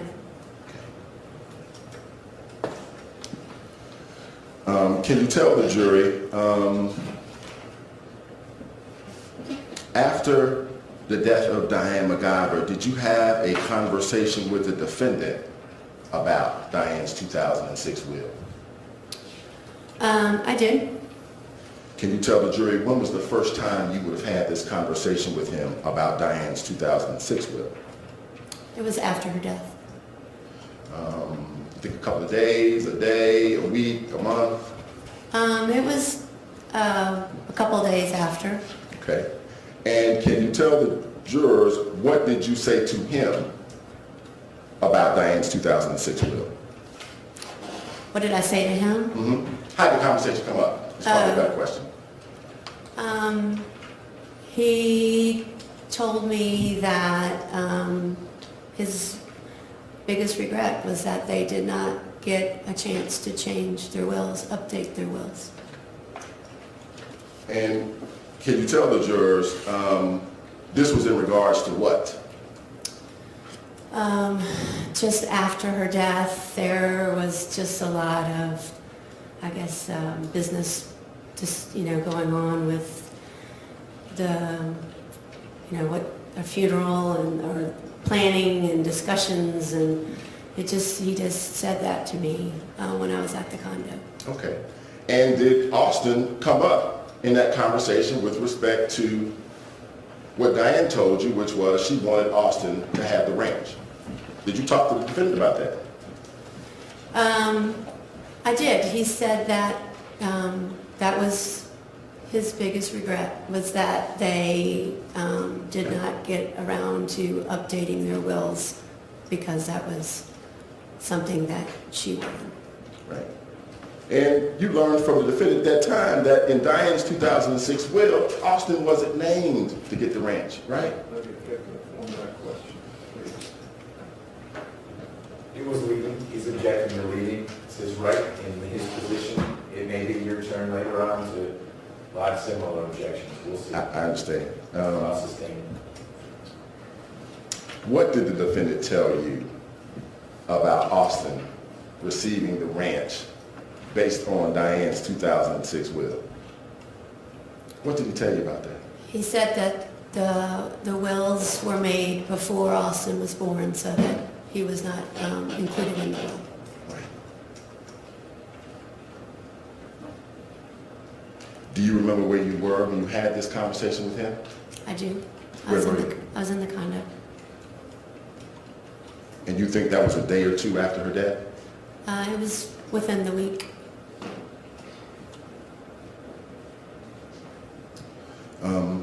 Can you tell the jurors, did you know Diane McIver to have a safe in her wardrobe area of the condo?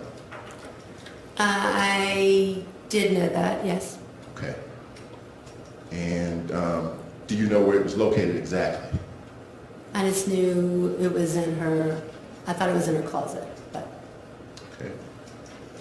And did you have any conversations with the defendant about whether or not he had been able to gain access to the safe in the day or two after Diane's death? I did not, And he never mentioned anything to you? no.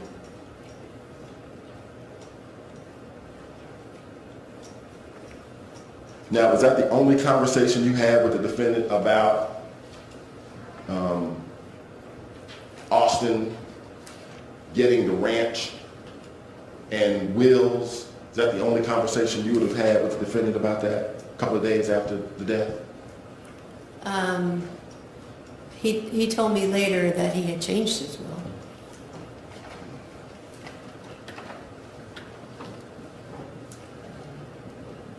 He changed his will. Yes. And when did the defendant tell you that he changed his will? I believe it was October or November, What year? 2016, I believe. After Diane's death. Correct. And did he tell you, well, first of all, where were you when you had that conversation with him? I believe I was at Austin's baseball game. He was there. Were there any other people there Greg at the might- game Oh, well, there were a lot of people in the stands. related to your kind of circle of friends and supporters? What kind of related to? I'm not, I can't remember who might have been there. Okay. And how did the conversation come up at Austin's baseball game in October, November 2016?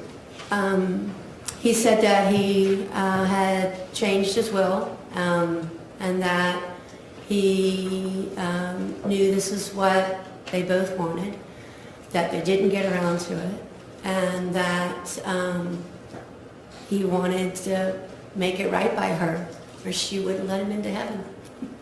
Okay. She wasn't going to let him into heaven if he didn't uptake the will.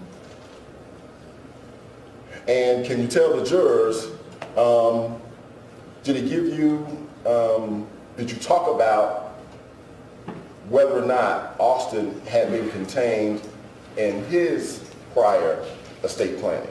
Did you talk about that at that time? No. So, can you tell the jurors, did the defendant ever provide you with a copy of his new changed will? He did. And when did he give you a copy of his new will? I asked him for it. And when did you do that? It was shortly, probably around that time. We were doing estate planning ourselves and just kind of wanted to have things buttoned up. Okay. What else did he tell you that would have been contained in his new changed will? So, I'm sorry, what was that question? What else did he tell you what was in the will? Did he tell you about anything else about the will? No. No. And then you were, I guess, kind enough to come down to the DA's office and meet with me. Yes? Yes. And can you tell the jurors when would that have been, you think? Ballpark. Let's see, that was, what, 2-3 weeks ago? Okay. And can you tell the jurors when did we actually meet? In Paul Howard's office. And can you tell them who was present? Paul Howard was present. You were present. My attorney was present. Cynthia was present. The investigator? Investigator. Yes. And what's your attorney's name? Mark Spix. And can you tell the jurors, did you kind of convey to us before we had the opportunity to meet that your participation in this process was a little uncomfortable?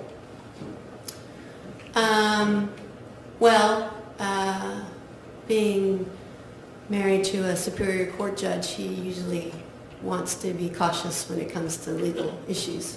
Right. And so, is that kind of what you conveyed to us? You were a little uncomfortable? Well, he just recommended that, whenever I do anything legal, I have an attorney, so. Okay. Even after you got your attorney, was that something you expressed to us? Uncomfortable? Yeah. You really didn't want to meet with us? Right? Yeah, well, if I could avoid it. Right. And, and it's fair to say, you had strong feelings for the defendant before this incident. Is that fair? Mm-hmm. Yes? Yes. How would you describe your feelings for the defendant before this incident? Cared for him very deeply. He was, very supportive of us and didn't, thought he was a wonderful person. Would you go so far as to say you loved him? As a father figure or, yeah. And even as you sit here today, have your feelings for him changed in any way? They have not. And so during the meeting there in Mr. Howard's office, by that time, had you been given a subpoena by my office to attend and participate in this trial? Yes. And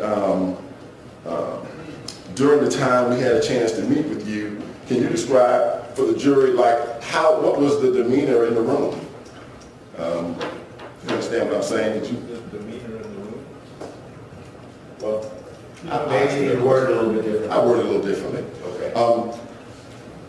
During the meeting, did we threaten you? No. Were we mean to you? No. Did we yell at you like we heard Mr. Harvey earlier today? No. Put a smile on my face. Put a smile on my face. Did we promise you anything? No. And during that conversation, did you make us aware that you actually had a copy of the defendant's new will. I did. And as a result of the conversations we had there in that meeting, what did you do? Well, you asked me to give you a copy of it. And did you? I did. Okay.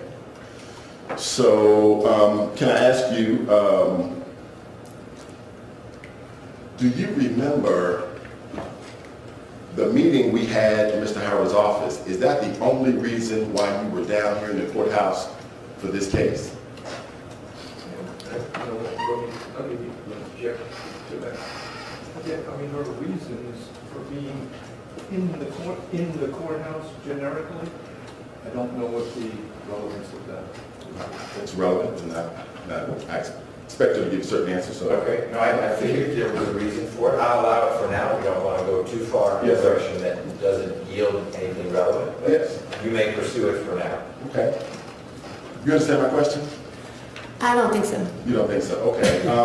Was there a hearing going on that day as well? Yes, Yes. It was in connection with this case. yes, Okay. And your lawyer was here. yes.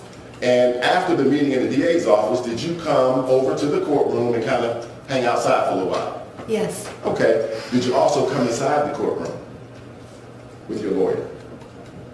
I think during lunch break I did. And tell the jurors, where did you go? I just walked into the courtroom, followed my attorney into the courtroom. Were you in this part of the courtroom, Yes. or did you go back here?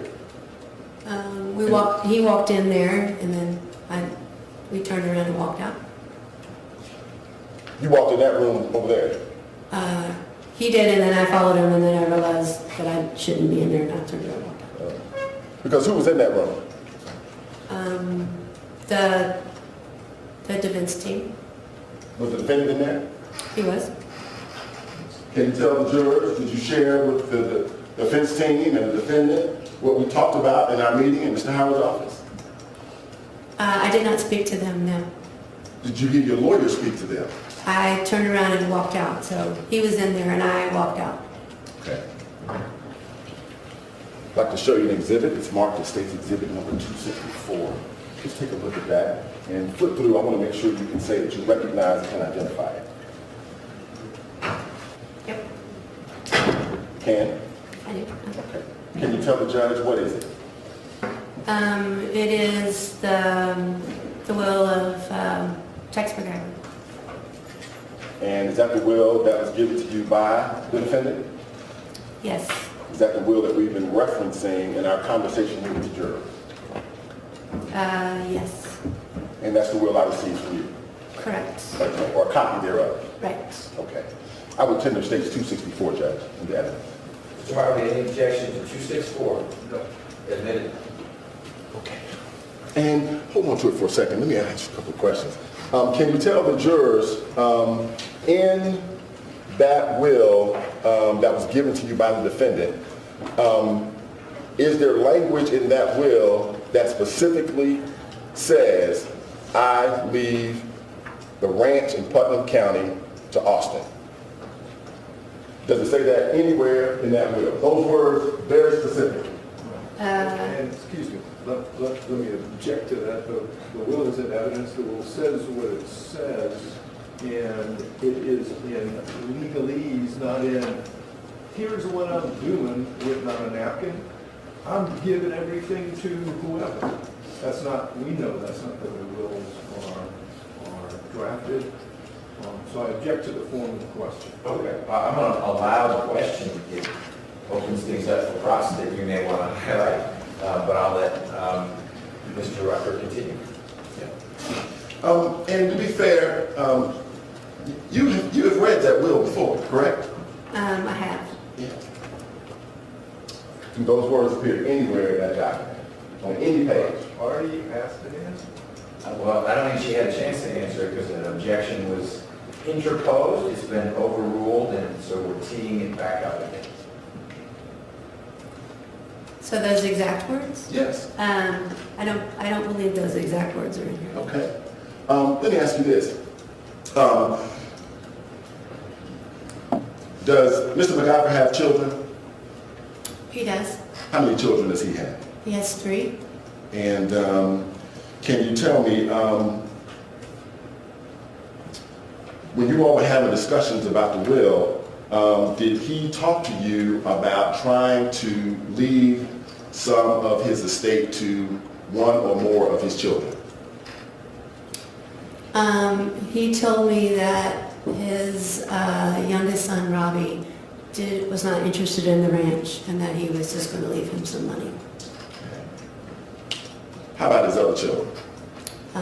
He did not mention them. I'm sorry. He did not mention leaving them anything. He did not mention leaving them anything. No. Okay. But you got a chance to read over the will, correct?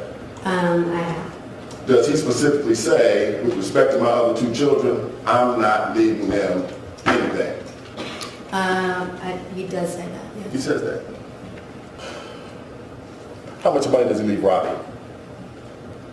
I have to find that in here. If you look at the paragraph right above the one that says residual. It's on page 2. Okay.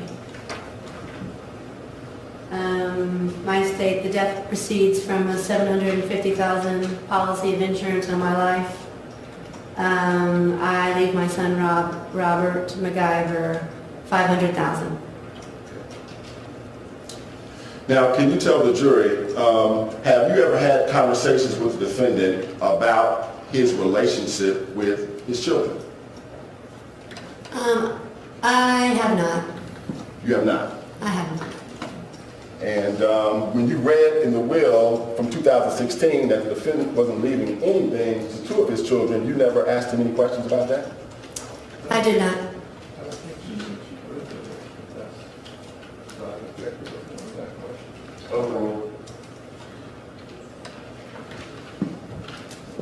Now, can you tell the jury, in your conversations with Mr. McIver about leaving this ranch to Austin, has he ever discussed with you whether or not he actually wanted to leave the ranch to Robbie at any point in time? No, we never talked about that. From what you could gather in your interactions with the defendant, how would you describe his relationship with Robbie? And let me object to that. That'd be pure speculation.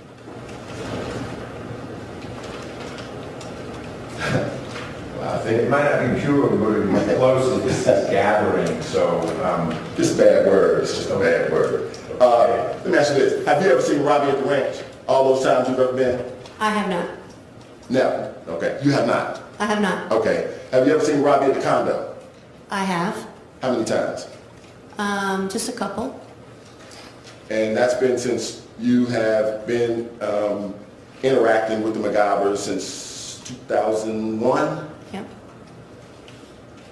What were the occasions? He was there for Tex's birthday party. Okay. That's the only one that comes to mind? Yeah. How long ago has that been?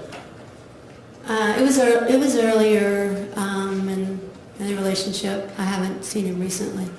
Okay. Did you see him at the memorial service? First of all, did you attend the memorial service? The one at Corey? Yes. Yes.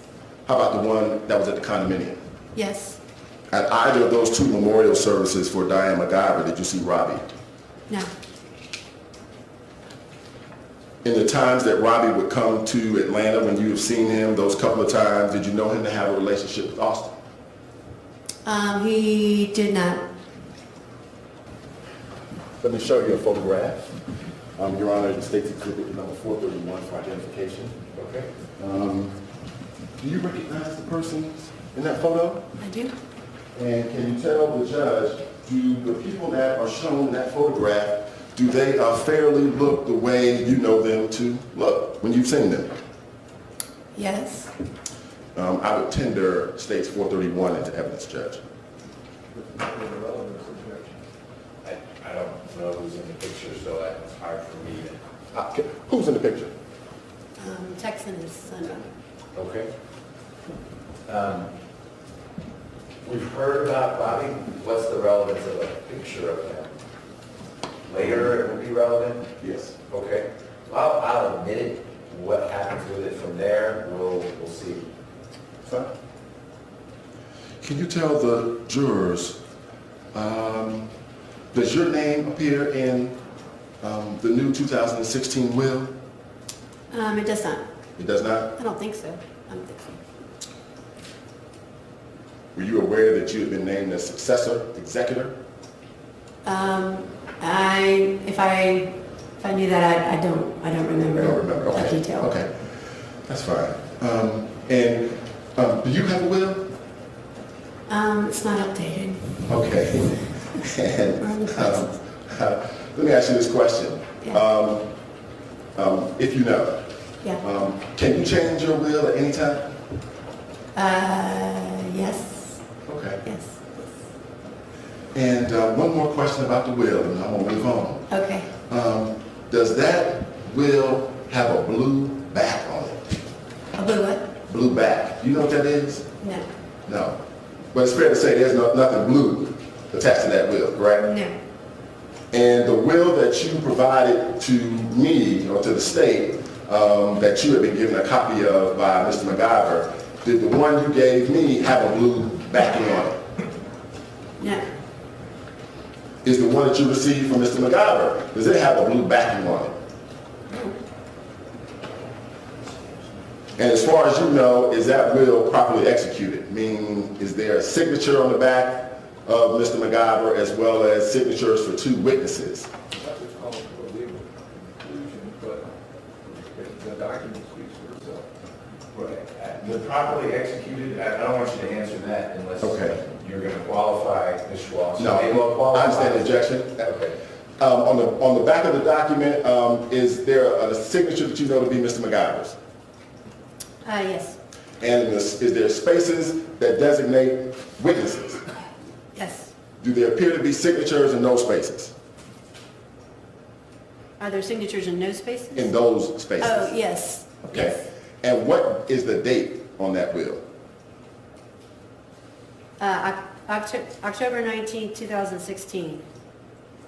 Oh, and then, yeah, then was that one, and then there's also May 10th, 2020. Oh, no, that's when her commission expires, yes. So it's October 19th, 2016. Okay. And then the other date has to do with the notary? That's correct. Okay.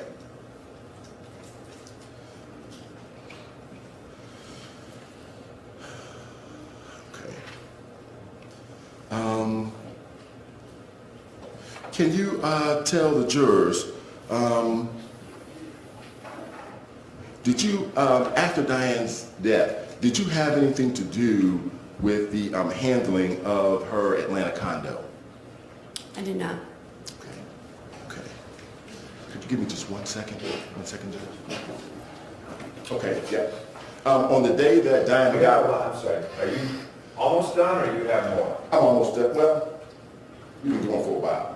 We have, the jurors are ready for a break? Let's take a break. I think we're going to be just checking with your colleagues to see No, if let's there's just take a break. anything else. Okay. Yeah. Sorry, folks, I didn't mean to overextend you. I interpreted Mr. Rucker to say he was wrapping up. Let's take our morning break. You can hustle on back there. Don't talk about the case. We'll get you back out here in a few minutes. Thank you. All rise for the jurors.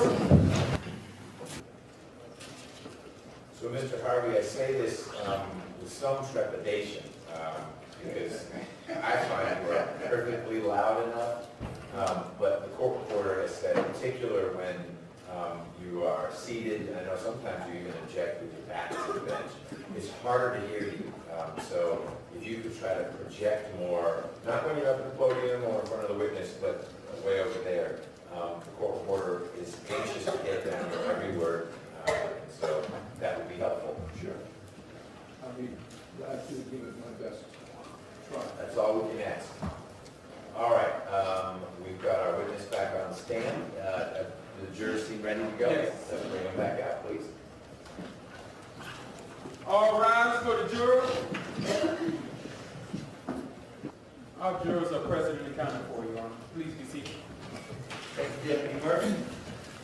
Welcome back. You know, my apologies if we were stretching you too far away. Ms. Hansberry said, Judge, this time. And so I usually scan you all every so often to make sure everyone is getting by, but I'm not trying to do a forced march here. Don't make me feel like that. Mr. Rucker, you were in the midst, maybe tail end of your direct examination of Ms. Schwall. Did Yes, you sir. Pick up where you were? Thank you.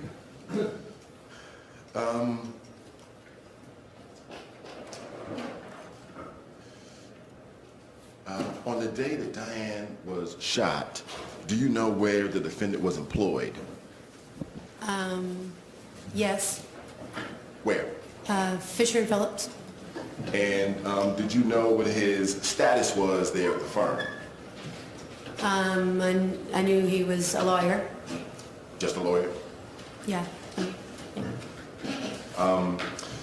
Do you recall during our meeting there in Mr. Howard's office that some kind of notes were created about our conversation? Yes, Have you had a chance to look at a copy of the notes this morning? I have. And in fact, before you came in to testify, can you tell the jurors, I asked you to look at them to make sure they were accurate, Yes, and you made a correction, correct? I did. Okay. And so other than the one correction you made, did you find that the notes that were created from the meeting were accurate? I do. Okay. Do you think that, first of all, do you recall that we asked you that very same question at our meeting? Yes, Okay. And do you think if I showed you a copy of the notes to see if it would refresh your recollection as to whether or not you said something different then? okay. Okay. Yeah, sure. You want to give it to me?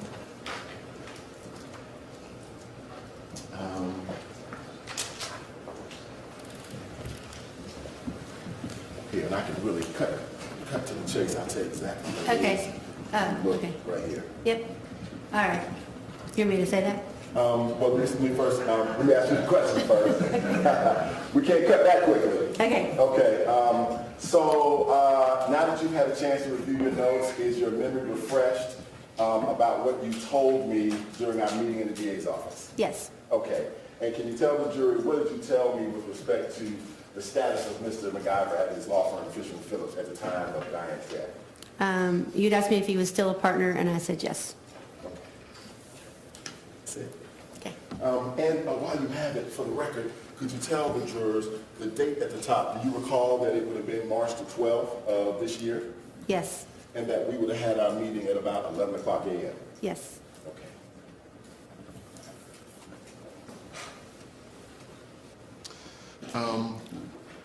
Do you also recall giving us an opinion about how the defendant felt about the ranch?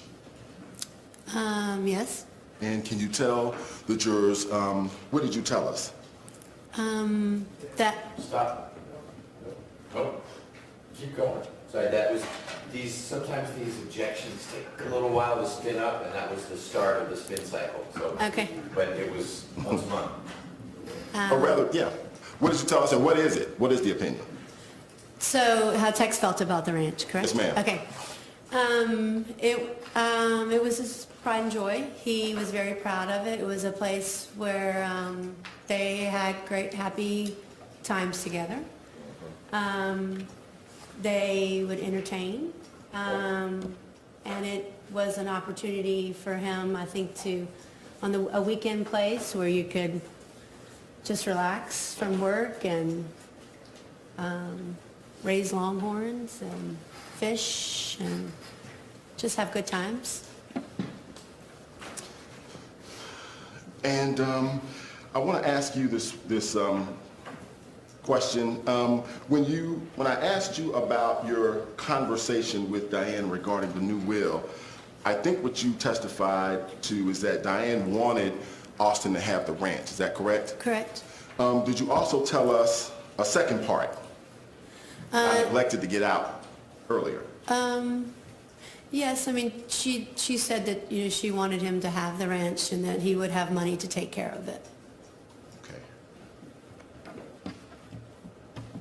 And did you tell us at our meeting in the DA's office that she would leave him enough money to take care of it? I think so. Yes. Okay.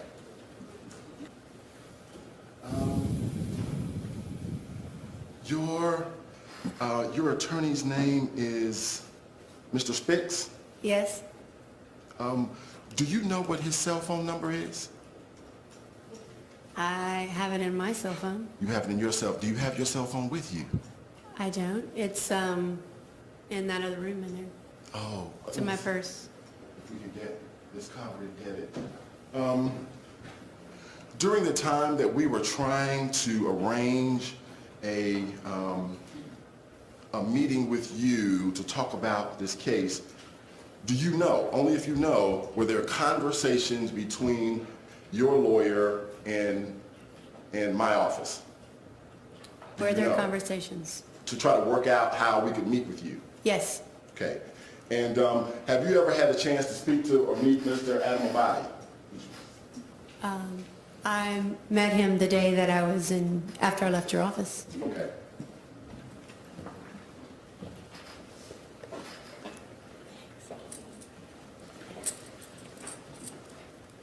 Thank you very much. I appreciate you checking to see if you have the number for Mr. Spix. And if you do, please don't call it out loud. But if Okay. you could give me the last 4 digits.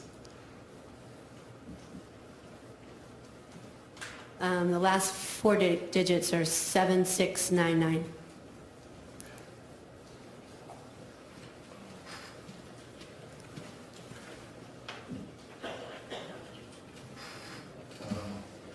Hold on one second. I need to let Mr. Harvey look.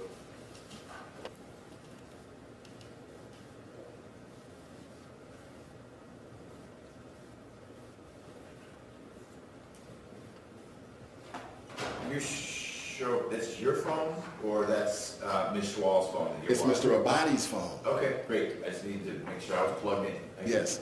Don't flat right. Hmm? Don't flat right.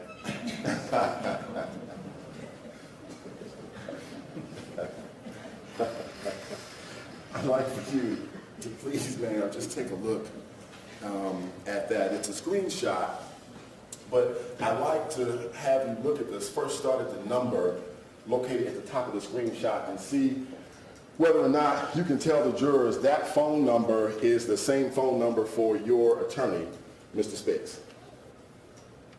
Yes. Okay. And if you would read the text messages there, and I'm going to ask you, after you read them, I'm going to ask you a question. Okay. Read it silently to yourself, not out loud. I'm sorry. Silently to yourself. Okay. I think it's just those little paragraphs there that you can see. Stop at any update? No, just read all of, that's what you can see. And then after you read that to yourself silently, then I will ask you a question. Okay. I think I got it. Got it? I Okay. think so.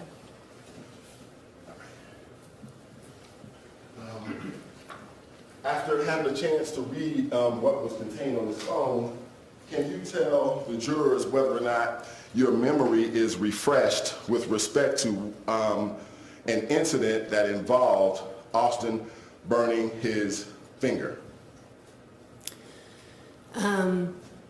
I did not remember that, but I did ask Austin about it. Okay. And that response is after I asked Austin. Okay, let me see if I can tread lightly with some questions. After speaking to Austin about it, was your memory refreshed about the event itself and when it may have occurred? Not my memory. Okay. So your testimony here today is that you have no independent recollection about any incident in which Austin burned his finger at the ranch? No. Okay. All right. Thank you very much. I appreciate you being here. Okay. Yes. Mr. Hart?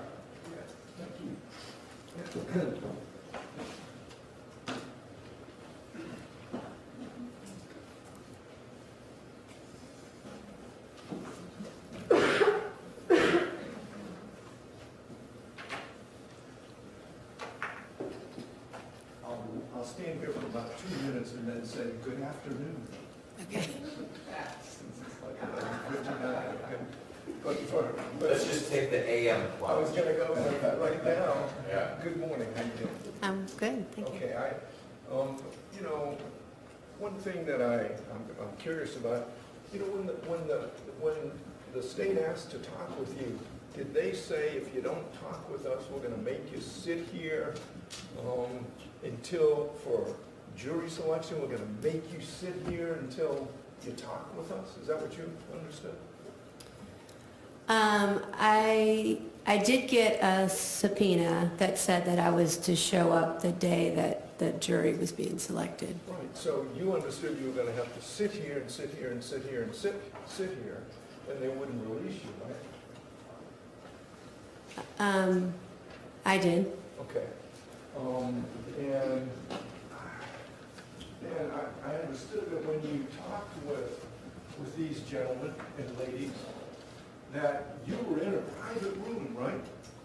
I was. You were in Paul Howard's office, right? I was.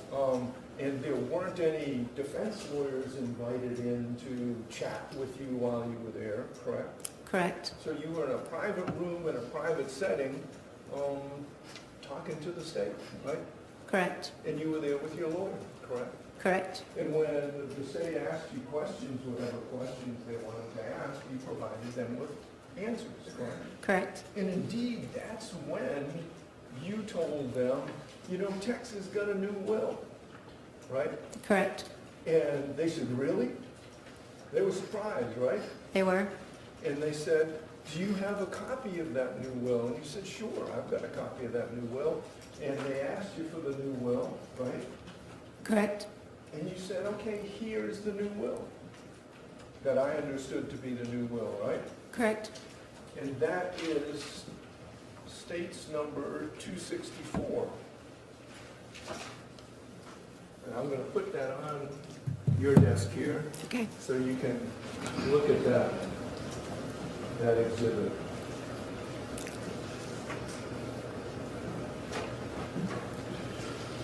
State's 264 indicates that it's the will, correct, of Claude L. McIver III, right?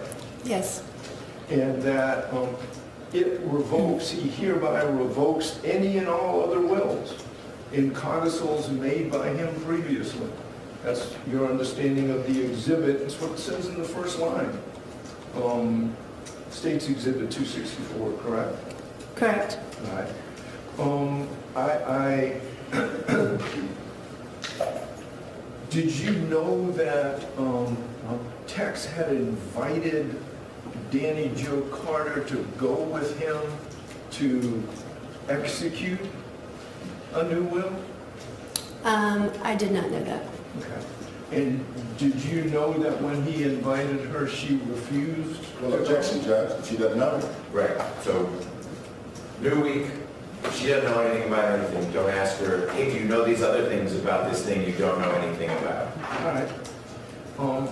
And continuing along with the new last will revoking any and all other wills and codicils, it indicates on the first page that he has 3 children. At the time of the execution of this will, my children are Robert McIver, John McIver, and Meredith McIver. Correct. Correct? Correct. And it continues, except as specifically provided for Robert M. McIver, I intentionally make no provision for my other children, correct? Correct. Okay. On page 2, there is a specific bequest, correct? Correct. That is Article 5. Is that right? Correct. Article 5 is a bequest to Robert McIver, correct? Correct. And that bequest is a portion of a life insurance policy on the life of Mr. McIver, correct? Correct. He indicates that he has a life insurance policy that on his death, a portion of that would be a specific bequeath to his son, Robert McIver, if he survives me, correct? Correct. Right.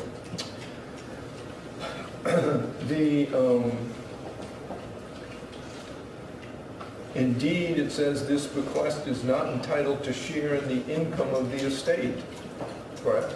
Correct. Now, after that, there's something called disposition of the residuary estate. Correct. Now, you're not a lawyer, No. right? You didn't draft this. No. Frankly, it's difficult for even lawyers to understand. Well, objection, Judge. I haven't finished my question. Well, it seems like How is it's called speculation. Okay. You're going to need to twist that one around and have her be able to answer that. Do you know whether a lawyer drafted this will?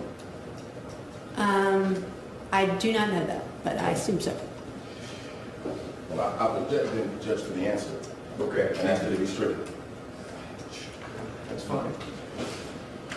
Unless someone asks you what your assumption is, just share with folks what you know. And Okay. you don't know if one lawyer or 100 or no lawyers were Okay. involved in preparing that. Sure. Can I ask that she knows whether 100 lawyers were involved? In the middle of the next article, it indicates, it being this will. If I am survived by my godson, Austin Schwall, that's the Austin we've been talking about, correct? Correct. All right. The entirety of my residual estate shall be apportioned for Austin M. Schwall, correct? Yes. And if Correct. he does not survive me, then my residual estate shall be divided into as many equal shares as required to apportion one equal share for each of Austin Schwall's then living children, correct? Correct. So when Mr. Rucker said, well, it doesn't say, I'm leaving everything to Austin, did you understand this provision, did you understand this provision to mean that everything in his entire residual estate was going to be left to your son, his godson, Austin Schwall? Don't answer yet, please. There's an objection ruling. Yes, I'm going to object because I believe that really he's putting the words in her mouth. I think that we should find out if there's a foundation, if she knows what residual estate means, rather than Mr. Harvey kind of suggesting, although it's cross, this is an important topic. So the complicating part for the state is the way you conducted the direct examination, saying, are there literally, almost, it was quotation marks, plain English, and now that I'm hearing about the will, the state knew that it was not a plain English will. It was, I suspect we'll learn, a lawyer will. It is written in a manner that isn't necessarily immediately accessible to lay people. But I think that Mr. Harvey is entitled to share what he believes to be relevant provisions and then ask the witness her understanding of them, recognizing that she's not a lawyer and it's not binding. But I think that's a fair response to the way direct went. Okay. Back at you. Okay. Here's the language. Okay. If I am survived by my godson, Austin Schwall, the entirety of my residual estate shall be apportioned for Austin M. Schwall. And if he does not survive me, then my residual estate shall be divided into as many equal shares as required to apportion one equal share for each of Austin M. Schwall's then living children. Did you understand that to mean that text was leaving everything to Austin? I did. Okay.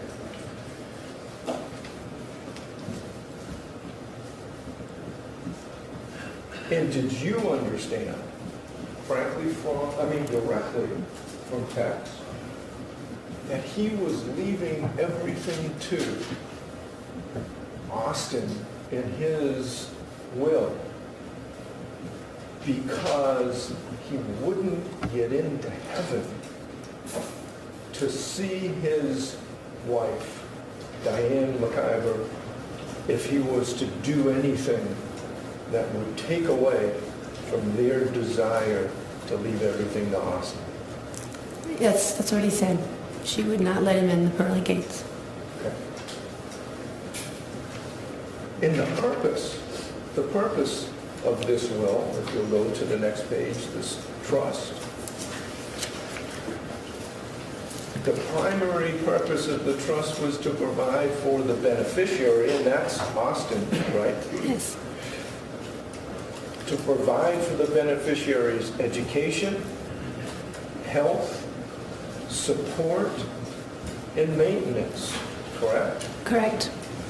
And in fulfilling that purpose, the interest of the beneficiary, Austin, shall be paramount to preserving the assets for distribution to future beneficiaries.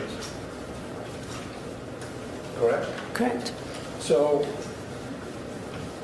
did you understand that to mean that no matter what beneficiaries may be out there in the future, the primary purpose of this is for Tex McIver to provide for Austin's health, support, maintenance, education, everything he needed. Is that right? Correct. And that's what you understand now? Yes. That's correct. what you understood at the time, correct? Correct. That's what he told you he was going to do, correct? Yes, correct. There are some timing issues with regard to age of the trust's distribution, correct? Correct. Like the amounts upon attaining 25 years of age, the beneficiary may withdraw some, none of all of the remainder of the property, but there's an age limitation where he, that's Austin, can start withdrawing from the trust. Yes, correct. All right. The trust terminates when there's no longer any principal and income remaining of the trust, or at the beneficiary's death if it has not already been terminated. So what I'm going to ask now is that you establish that these are things that this witness actually discussed with Mr. McIver. Otherwise, as you are wont to say, the document does speak for itself. Those terms are in there. There may be some other witness more appropriate and familiar with that kind of language. I just want what goes around to come around when I'm saying the document speaks for itself. Next time, I'm chalking this up. Right? Okay, well, I think you got 5 or 6 good questions in, and then we'll move down. All right. Will you go to the back of the document? That document, yeah, well, the last 2 pages, page 14 and page 15. Okay. Yes. Page 14, you recognize the signature as Claude McIver's signature, correct? Correct. And the date on that is witnessed by others is October 19th of 2016, correct? Correct. And if you'll go to page 15, that document is also dated the 19th day of October 2016, correct? Correct.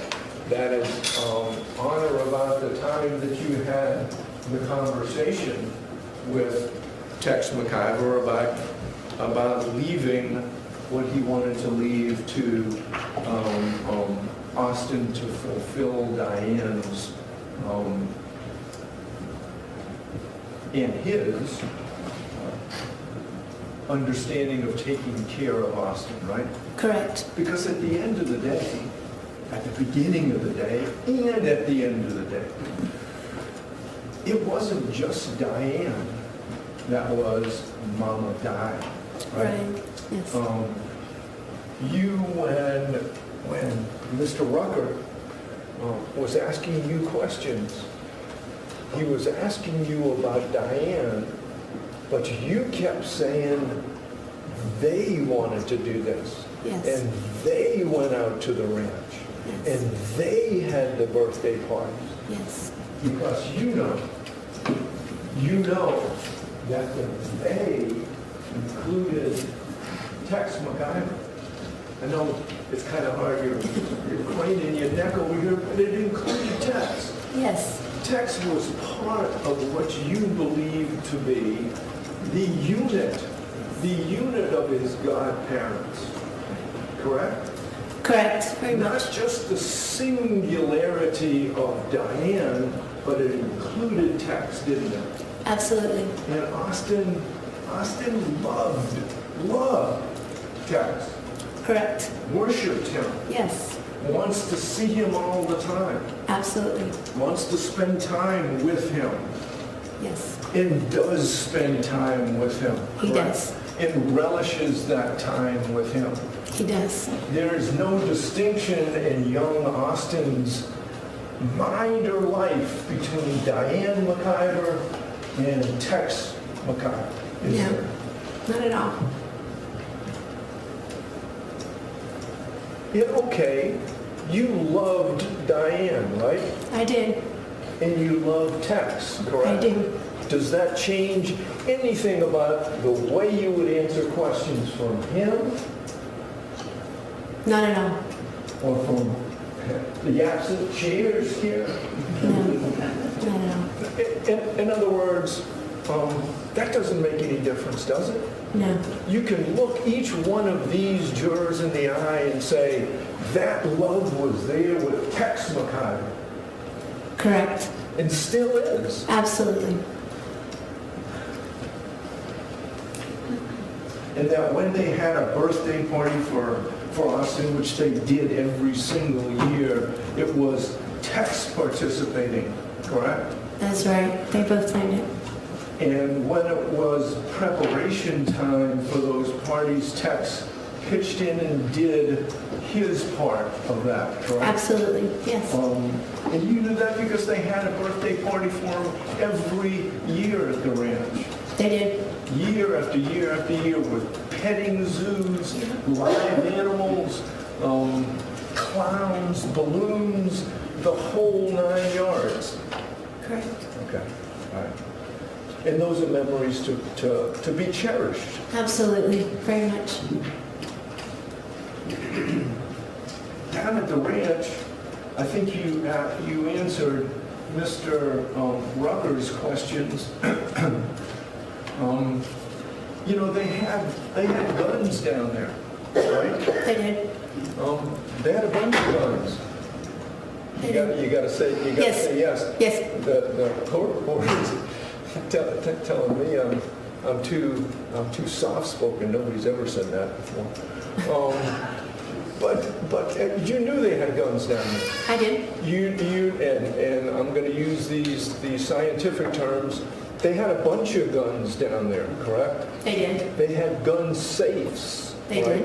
And they kept those guns in gun safes down there at the ranch. They did. You were aware of that, I correct? was. Okay. And you were aware of them having guests at the ranch that engaged in sporting events like shooting skeet, Right. shooting clay pigeons, and you got to say yes. Yes. Yes. Okay.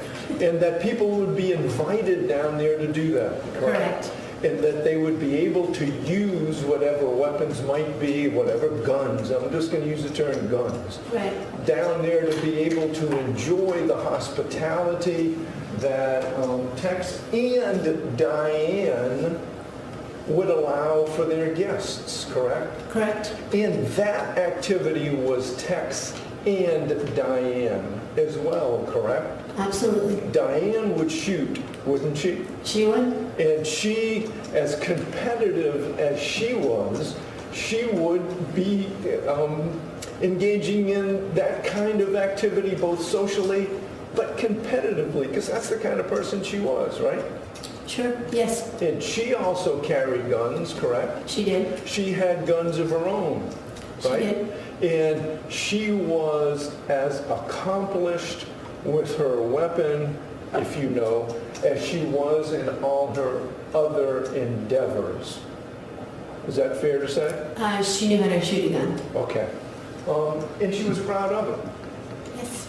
Now, the McIvers, had weapons there for the use of their guests that were locked in gun safes. Were there other activities that were engaged in down at the ranch? Okay, Yeah. give me an answer. Comma, hold on. Okay. Like horseback riding, for example. Yes. Like walking, for example. Yes. Like hiking the trails, for example. Yes. Like swimming, going to the swimming pool. Yes. And you could get lost out there. Sure. And if you were down there on a rainy weekend or a muddy weekend or a cold weekend, the McIvers had a whole closet full of boots and other equipment that could be worn by their guests, right? Correct. I'm going to mark this as defendant's exhibit number 11, Judge. I think that's... 11 remains available. Is it sequential? After one, it's before another, but it's all good. All right. I just don't want to confuse you and myself. I'm going to hand you what's been marked as defendant's exhibit 11 and ask you whether you can recognize that, please. Yes. And does it, defendant's number 11, accurately depict the area in which shoes and other equipment might have been kept for the use of the guests at the McIver Ranch? Yes. Okay. I move defendant's exhibit number 11. Any objection, Mr. Rucker, to defendant's 11? No. It's admitted. Along with, it looks like a variety of items, there were, I'm going to,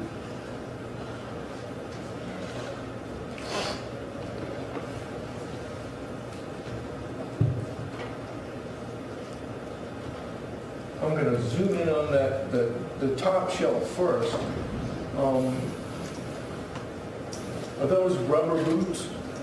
They are. And they're sort of like mud rain, plastic kind of boots? Correct. Were they available for guests to use if guests didn't have the proper equipment? Yes, that was one of the requirements for horseback riding, is you had to put those boots on. You had to put those boots on.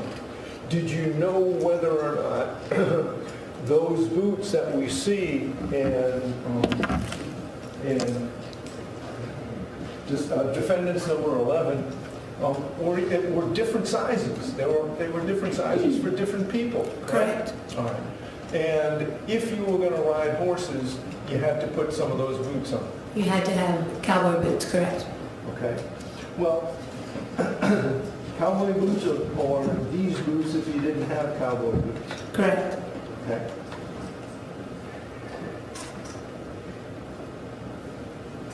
The next shelf shows, I'm going to zoom out again.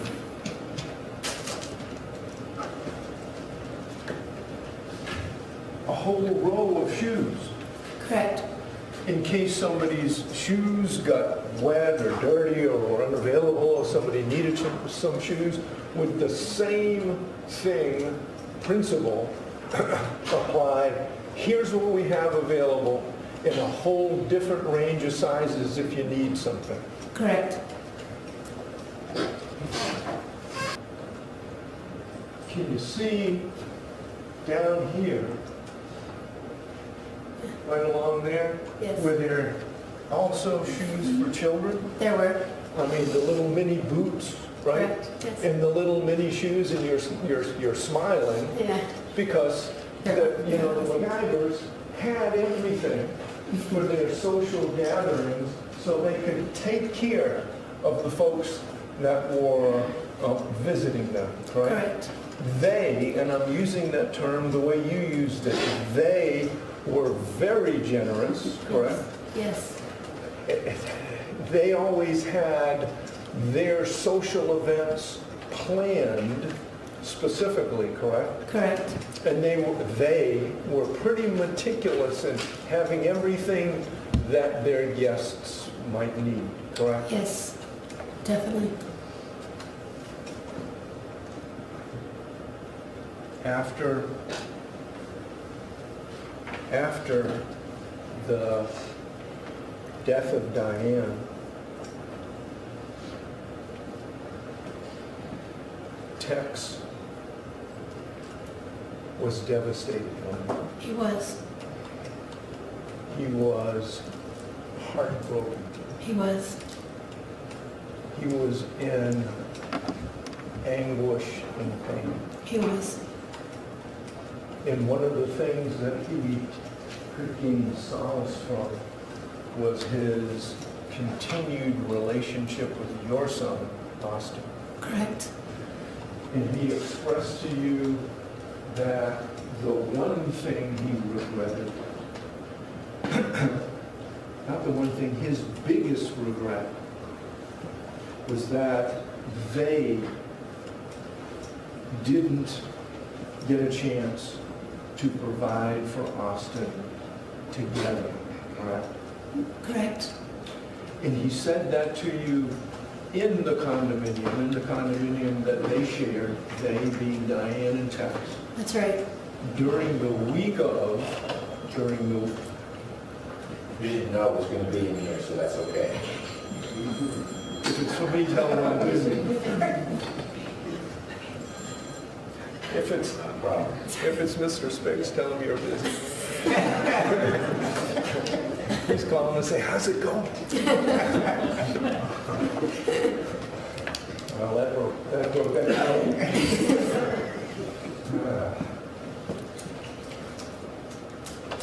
It was in the very week that this happened, and he said, I'm gonna make it right. Is that right? Correct. And he was going to rectify that biggest regret, correct? Yes. And he did, didn't he? He did. He did. I think that's all I have. Thank you, Judge. Mr. Rucker, any follow-up for Ms. Schwall? Yes. Okay.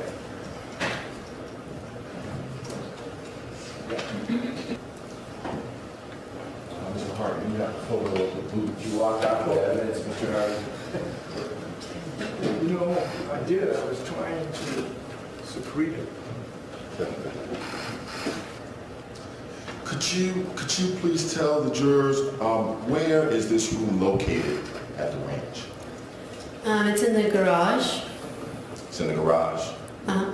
And the garage is located in what part of the complex? In the main house. Okay. And can you tell the jurors, when was this photograph taken? Is there a date on there? I don't see a date. No, I don't believe there is. I'm asking you, when was the photograph taken? Do you know? I don't know. Do you know who took it? I do not. Could this photograph have been taken 3 years ago? Yes. Long before Diane McIver died, right? Could have, I guess. Yes. Right. Can you pick out the boots that are on the shelf here that Mr. Hartley showed you? Let's see if I can zoom in a little bit. These rubber boots. Can you pick out the ones that were given to Diane McIver by Jay Grover? I don't know which ones those are. You don't know which ones those are? Okay.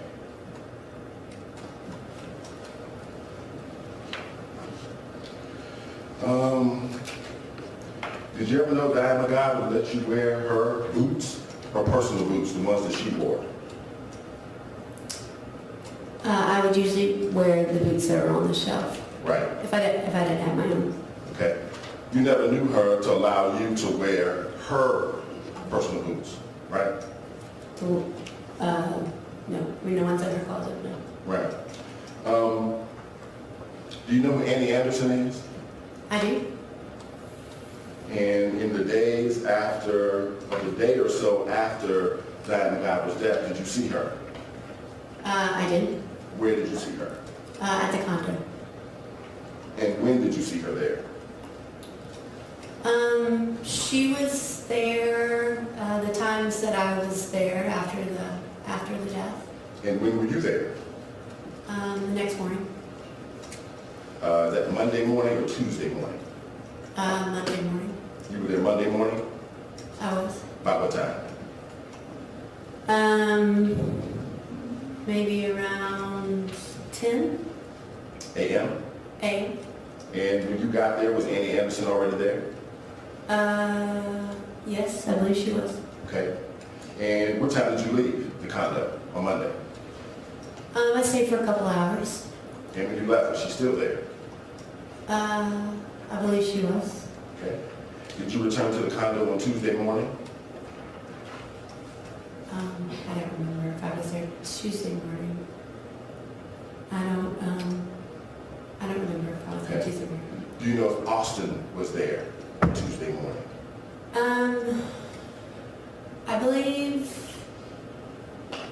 I believe actually Austin and I were both there because he had trouble going to school. Yeah. Okay. And when you got there on Tuesday morning, was Annie Anderson still there? I can't remember if she was there or not on Tuesday morning. I can't remember.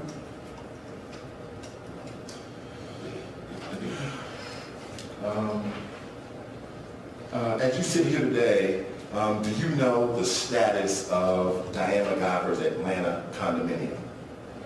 I know it's been sold. It's been sold. Uh-huh.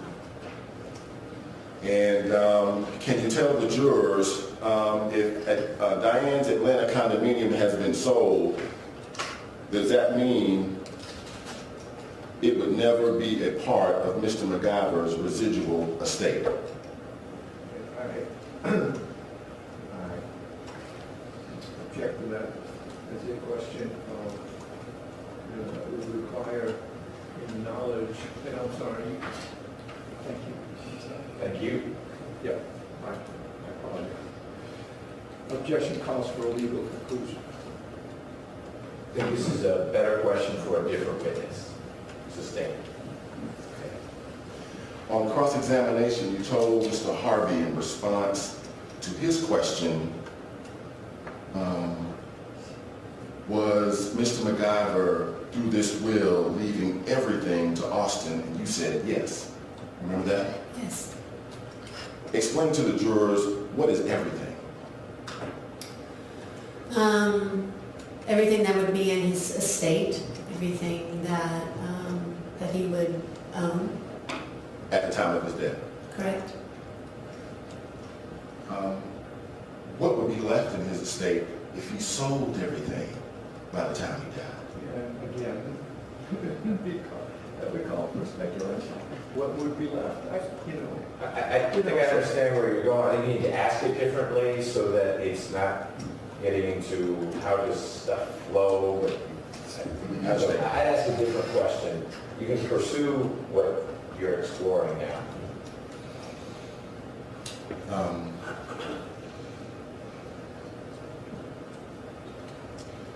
I have another witness, Judge. Okay. I'll move on. Okay. Guns. You knew that the defendant, according to your questioning or your answers to Mr. Harvey, he kept guns in the safe, correct? Correct. And that you've already told us he really believed in gun safety, correct? Correct. Has he ever told you why, on the night of this incident, the gun was not locked up when it was in the SUV? Has he ever given you an explanation about that? Beyond the scope of cross. Has absolutely nothing to do with cross or guns at the estate, at the ranch, which I have renewed my previously made objection. So I object to this question. I object to it both in form and in substance. Okay. The thing you're renewing is the thing we talked about this morning before we brought the jurors in? Yes. Okay, that's renewed. Overruled. Okay, you can answer the question. let me ask you again. In all the conversations you had with Mr. McIver after this incident, and strike that, let me ask you a better question. You told us that you knew that Austin would ride in this SUV down to the ranch, right? Correct. And can you tell the jurors, has he ever given you an explanation for why he has the gun just laying in the console, not secured? It's not. Yeah, you my objection to that question. Okay.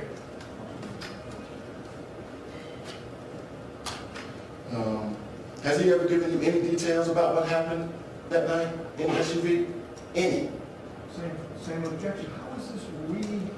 Okay, it's a different question, but I hear the concern. This isn't something that really came up in directional for us. All right.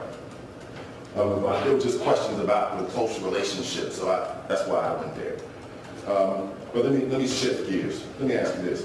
One of the first things Mr. Harvey asked you about is when we asked you to come down to participate in the hearing we were going to have that day. You told Mr. Harvey that your understanding was that we were going to have you sitting down here just like over and over and over again? That's what you thought we were going to do to you? That's what the subpoena said. I mean, it said that I was supposed to show up the first day. Right. You were supposed to show up, Yeah, right? yeah. And then after you showed up, then we have a conversation with you. Well, I didn't show up that day, but then my, well, my attorney then, I guess, worked out when I was supposed to go. Right. So actually, we did make you come down here and sit, right? No, not that day, no. Right. And I mean, you've been down here to participate and testify, correct? This is not the first day you've come down here to testify during the trial. Correct. Right? Correct. Were you here on Friday? I was not. Okay. Did we have you come down on Thursday? No, Wednesday? no, Tuesday? no. So when else were you down here to testify during the trial? For that hearing, Just for that hearing, right?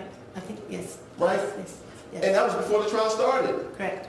You knew you were here for a very specific issue that we had to take up with Judge McBurney.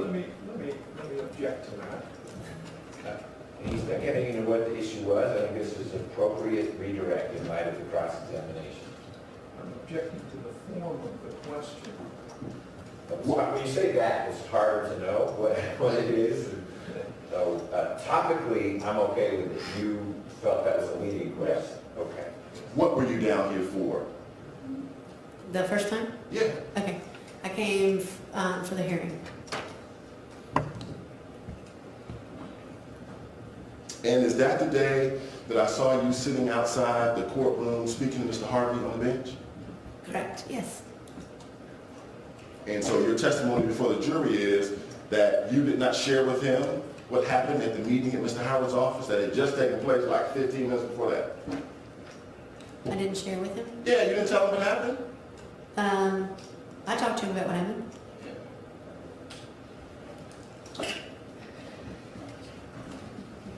How many times have you talked to him about what happened? Just that one time. Did you tell him that we discovered during that meeting that you had a copy of the defendant's new will? I did talk to him about that, yes. Yeah. Did you tell him that we were surprised when we learned that from you? Yes. Okay. Was he surprised when you told him about the new will? And that would also call for speculation whether I was. Well, I'll strike it. Yes, another And question. I'm going to ask for recross after this, because this is introducing an entirely different subject. Conversation with me, I've got a right to have this, not be left with the impression that there's something. Okay, before, you don't need to about argue now. talking to me. Okay. Let me ask you this question. Okay.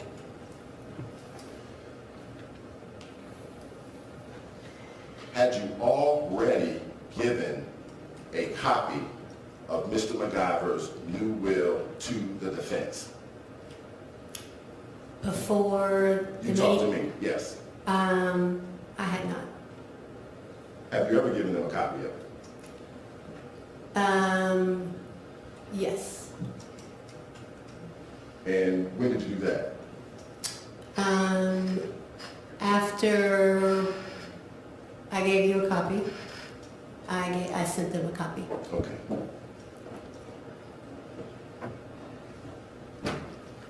Okay. That's all my questions. Thank you. You're welcome. On that narrow issue to establish the 1 point that you Yes, wanted to make. yeah, sure. Okay. You understand that witnesses are not witnesses for either party. You can talk to whoever you want to, correct? Yes. And so you understand that there's nothing improper about you talking to them without anybody there, them being the state, correct? Correct. And you understand that if you wish, you can talk to me, you can talk to Mr. Samuels, you can talk to Ms. Clark-Palmer, you can talk to Mr. Hyde, you can talk to anybody if you want to, right? Correct. And that's not improper, correct? All right, correct. Thank you. Questions from the jurors? Like there are a few. Deputy Murphy, if you would, please.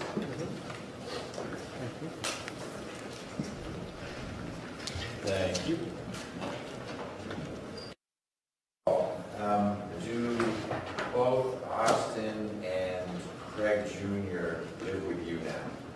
They do. Did Craig Jr. spend as much time with the McIvers, go to the condo every afternoon after school, ranch, etc., as did Austin? When Craig was younger, he would spend a lot of time at the ranch, but as he got older, he is not interested in much in all things at the ranch. They did both go after school for after school care, unless they had other things going on.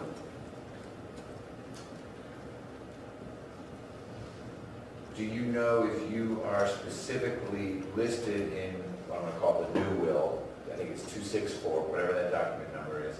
Are you specifically listed as being a beneficiary? Me, myself? You? I do not think so, no. Okay. Mr. Rucker, any follow-up based on those questions?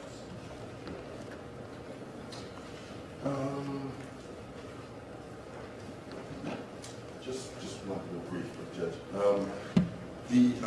Your naming in the will as a successor executor, do you know what your duties and responsibilities are in that regard?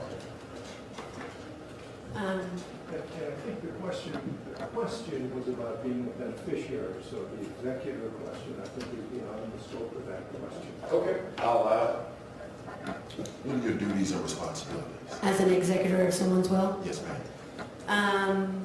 To carry out the wishes of the will. Okay.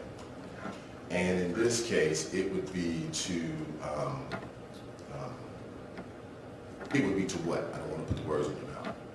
With respect to that will, what would be your duties in carrying out the will? Just to follow what is written in here in terms of how everything would be fulfilled. To include Austin receiving any residual estate from the defendant? Correct. Okay. Mr. Harvey, anything else? No, sir. Ms. Schwall, thank you for your time. You are free to go.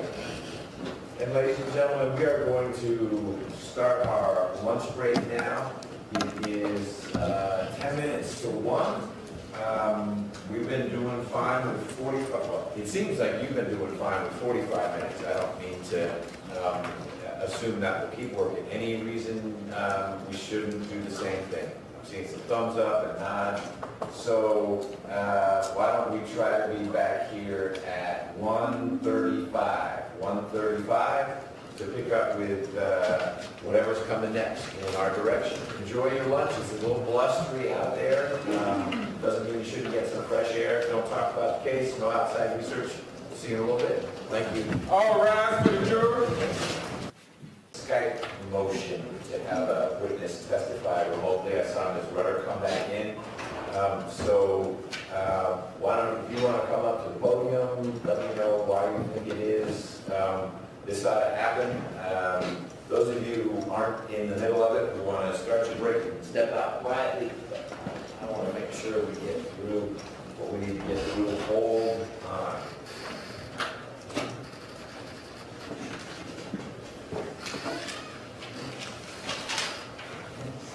Okay. Hi. Is the court ready for me to proceed? I am. The state filed within 30 days of the start of the trial a notice to permit witness Alicia Redding to testify remotely via two-way video conference. I'm sorry, you said how many days before trial? 5 days of the trial, they filed a motion to allow the testimony of Alicia Redding, R-E-D-D-I-N-G. So when you say 5, I got it at 4:50 p.m. on Friday, and this would be the Friday before we started jury selection, which I think is the start of the trial. And I'm pushing you on this only because I think timing is going to be important here. So 10 minutes before the close of business on the Friday before trial starts came the notice. It actually didn't say who the witness was going to be. I don't know if that's a big issue for me. It might have made a difference for the defense, but I do have it.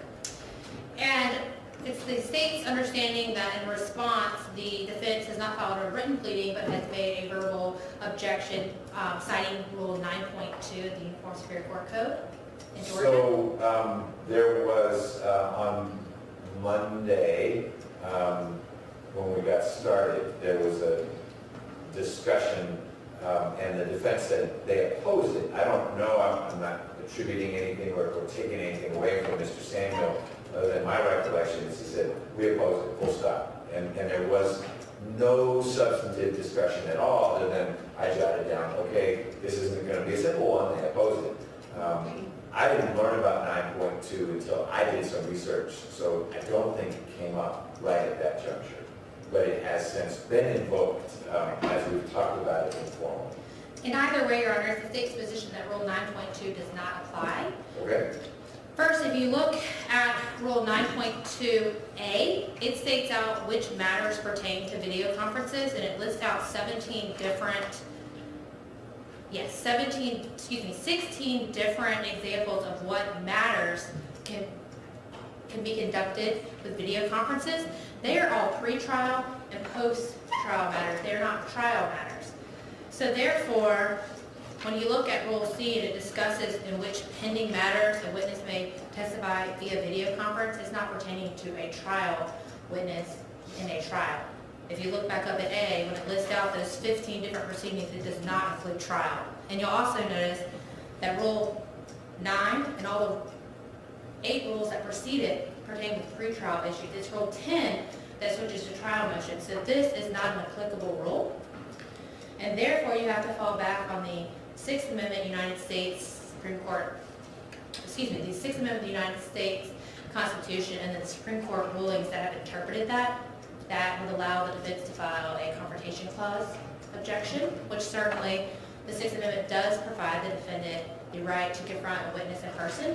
However, the United States Supreme Court case, Craig versus Maryland, which is the seminal case in this matter, which is 497 U.S. 836, it's a 1996 case, interpreted what narrow exceptions, well, first it interpreted the confrontation clause and then laid out narrow exceptions. So there are exceptions, and the state believes here in this matter we can fit into those narrow exceptions, which is a medical concern. But first, to lay out the text. In Craig, the court said that there is reasons to sometimes overlook this this confrontation clause rule, and that the narrow exception will apply when it serves the state's interests, public policies, or necessities to permit a witness to testify remotely. And second, you must satisfy 3 elements showing that essentially the video conferencing procedure is going to work, that the parties can see each other, etc. I do want to note that when Maryland versus Craig came out, there was only one-way video conferencing. That means that, for example, you could see the witness, but the witness couldn't see into the courtroom. There have been many federal cases since Maryland, and since the technology has changed, that have analyzed the technology we have, which is two-way video conferencing. And it said essentially, And the point is that now you can have that confrontation. It doesn't prevent it, it allows it. Because the witness can see in the courtroom, we can see the witness, you can have all the interaction you would have in person now. And looking at the Craig test, we can meet that state interest because the witness in this particular case, Alicia Redding, had a surgery in February of 2018.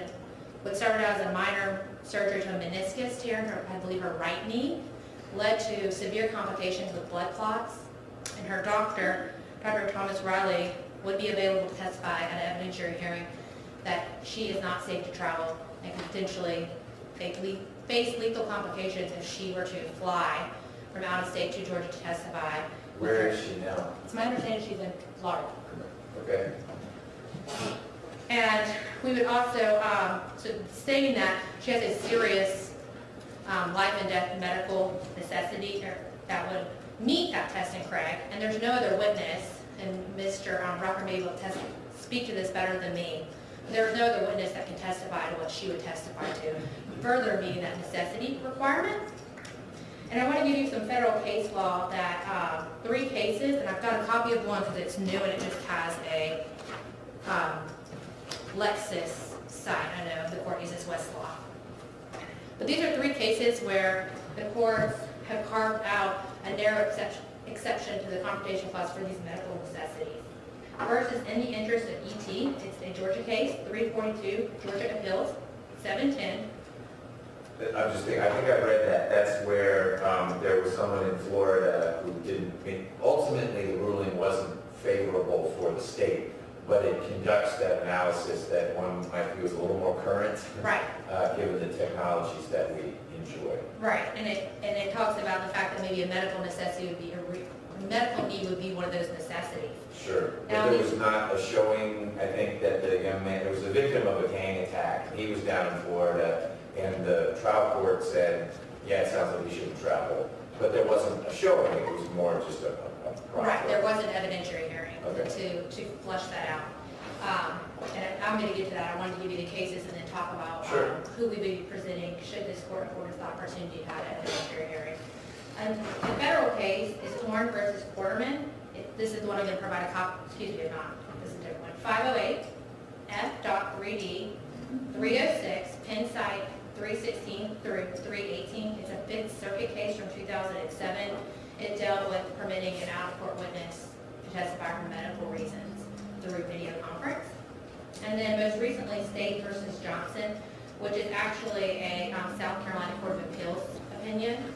It's 2018 SC.APP Lexis 6. And if I can approach, I have a copy for the court. Okay. Just since it doesn't have a Westlaw site. Physically sitting on here, and it's from a few months ago. Thank you.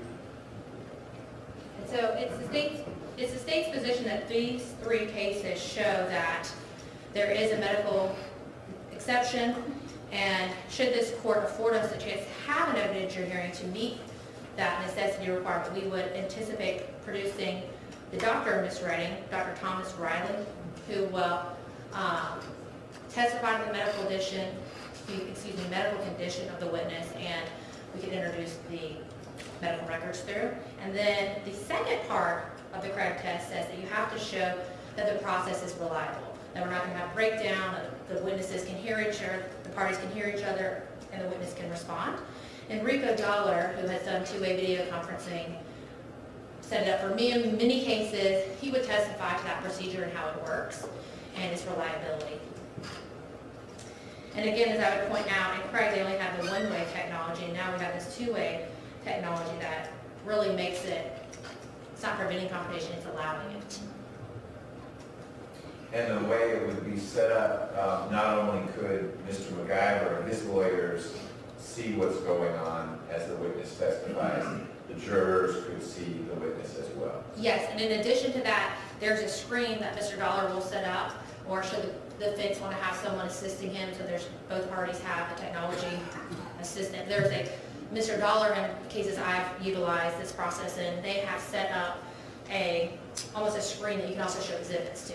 So you're not going to be hampered in showing demonstrative aid or exhibits. So it's almost as if almost as live as you can get.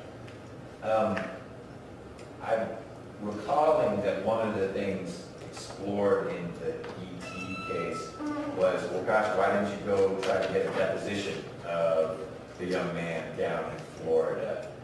How would that play in here? I don't know when the state learned that Ms. Redding was going to be unable to travel. I think in ET there was some discussion of, well, we're not going to have a continuance for him, for Nurse Redding to sit for a deposition, to be clear. But I think that may have come up in the ET matter, that maybe they should have explored the deposition and then proceeded with the delinquency here. Yes, it's my understanding that given the case line and the factual background, this surgery didn't occur until February of 2018. The conditions developed, and in her post-procedure appointments with the doctor into March and close to the time and date of this hearing, or excuse me, trial, the medical condition worsened and the clots became more of What was the a... date you just said, I'm sorry? Her surgery was in March of 2018, so just last month. Was my understanding according to the medical records, but that's something that the doctor will be able to testify to. But in addition, I have a case, and if you'll give me a second to find it, it talks about the fact that this new two-way video conference testimony is more reliable than the deposition because it can occur in the trial, in the context of the trial, and all the relevant matters that have happened can be asked of that witness, whereas a deposition occurring pre-trial is limited in time and space. Sure. And it talks about the fact that this two-way video conferencing is actually more reliable than having a pre-trial deposition. So, it's not Skype, even though we keep calling it Skype, this would actually be video teleconferencing.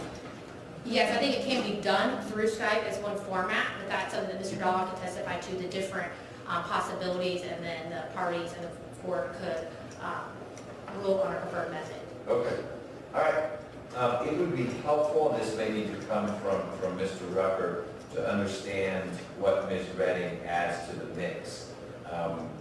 You haven't been here the whole time, but the jurors have, and the prospect of yet another nurse talking about what went on at Emory University Hospital.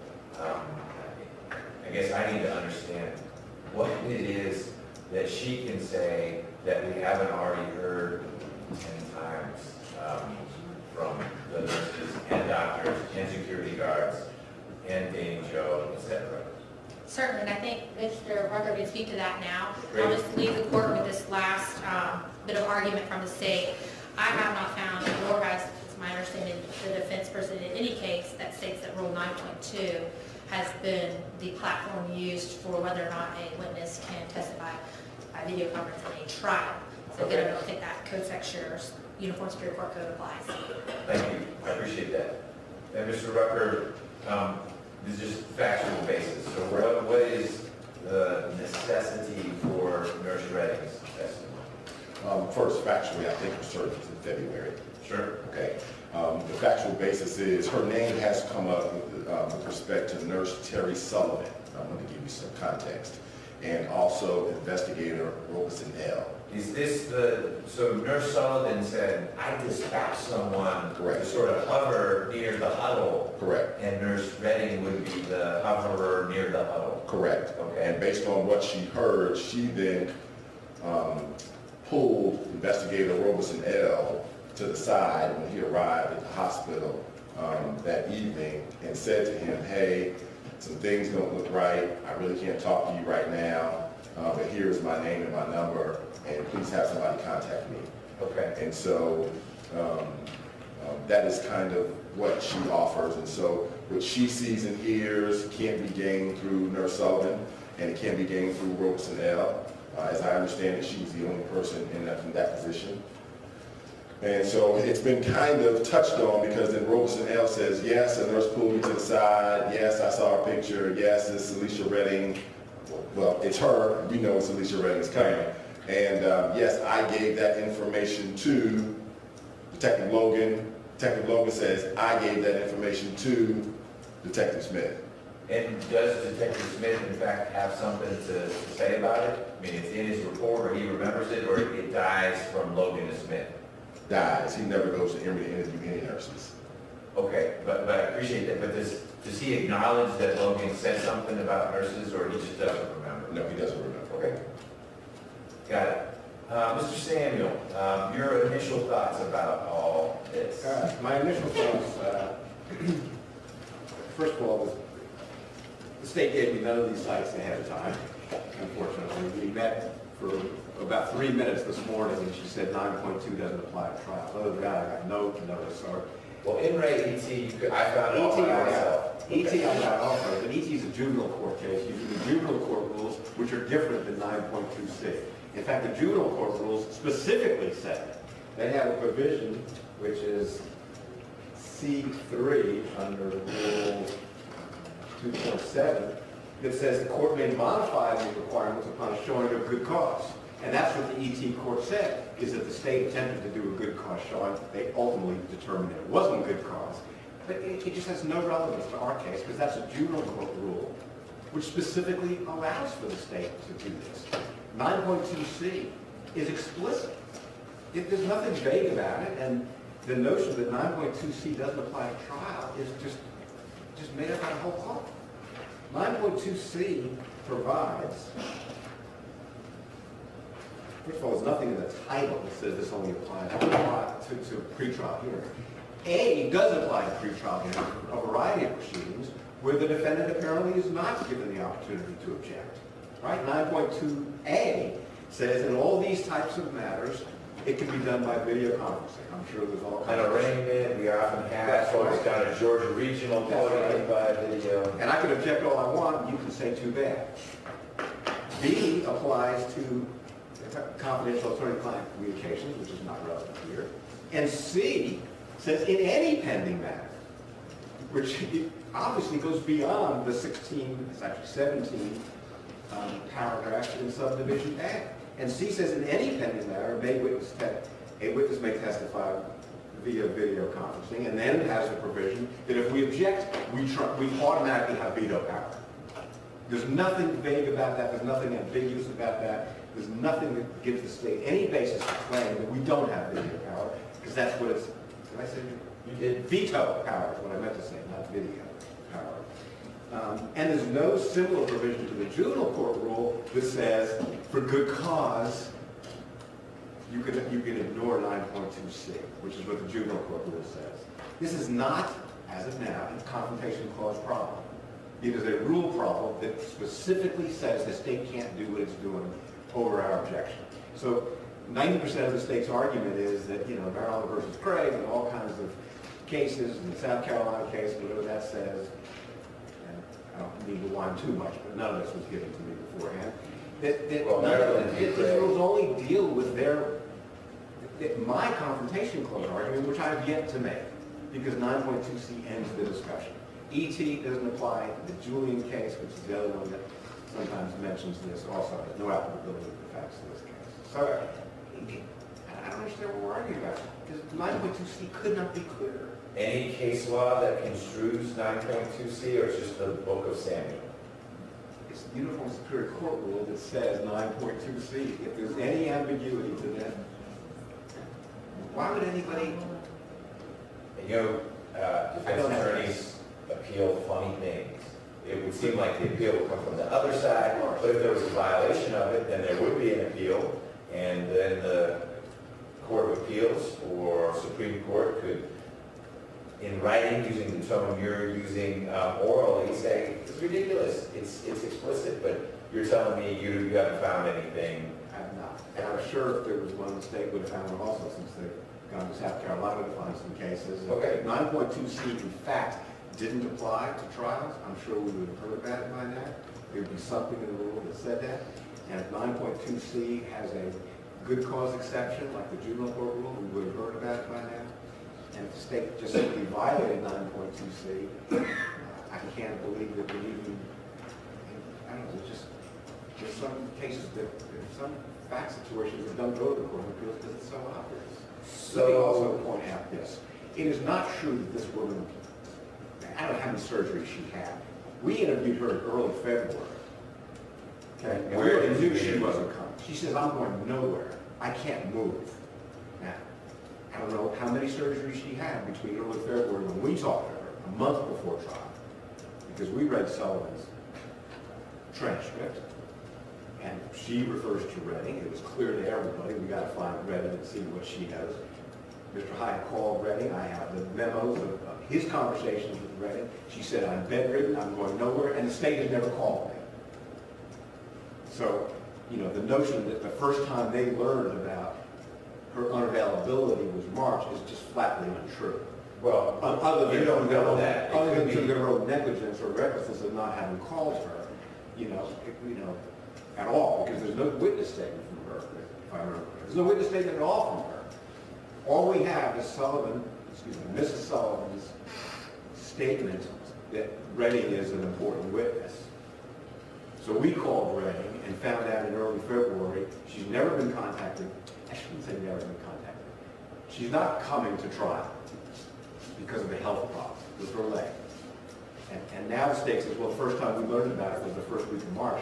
That could only be because they didn't bother to call her in to find out about unavailability, and we could have done a deposition at that point.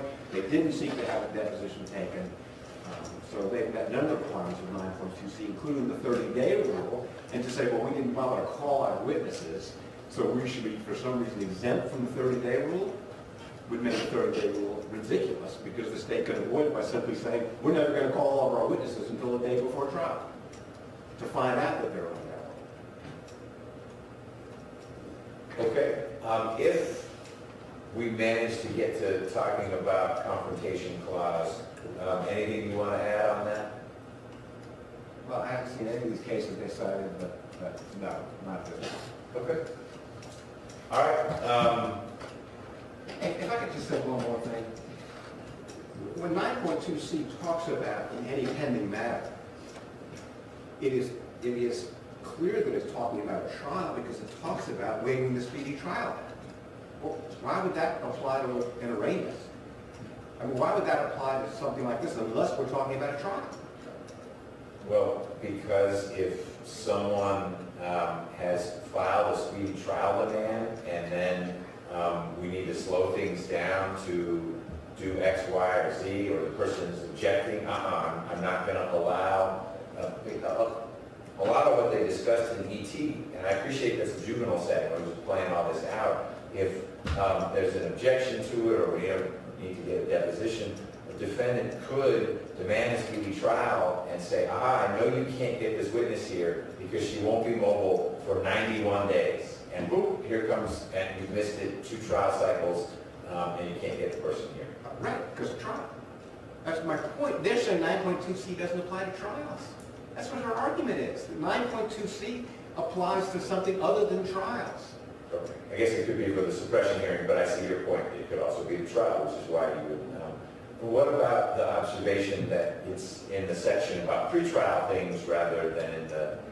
I don't understand why this is a pretrial. 9.2C talks about, there's nothing in it that says pretrial. I didn't describe my question well. My recollection, I don't have the rules in front of me, is that it says rules 2 through 6 deal with pretrial matters. Rules 7 through 9 deal with trial matters. And I thought one of the things Ms. Wetter said was, look, 9 is in those rules that talk about what happens pre-trial, not during trial.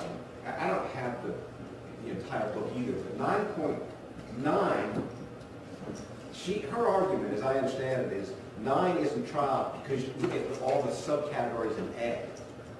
That talks about determining indigence, appeal bonds, initial appearance of public court, and because those things are all listed, the rest of 9.2 doesn't apply to a trial. That was one argument. I also heard the argument that Rule 9, of which 9.2 is a part, is in the section or chapter of the rules that deals with pretrial matters.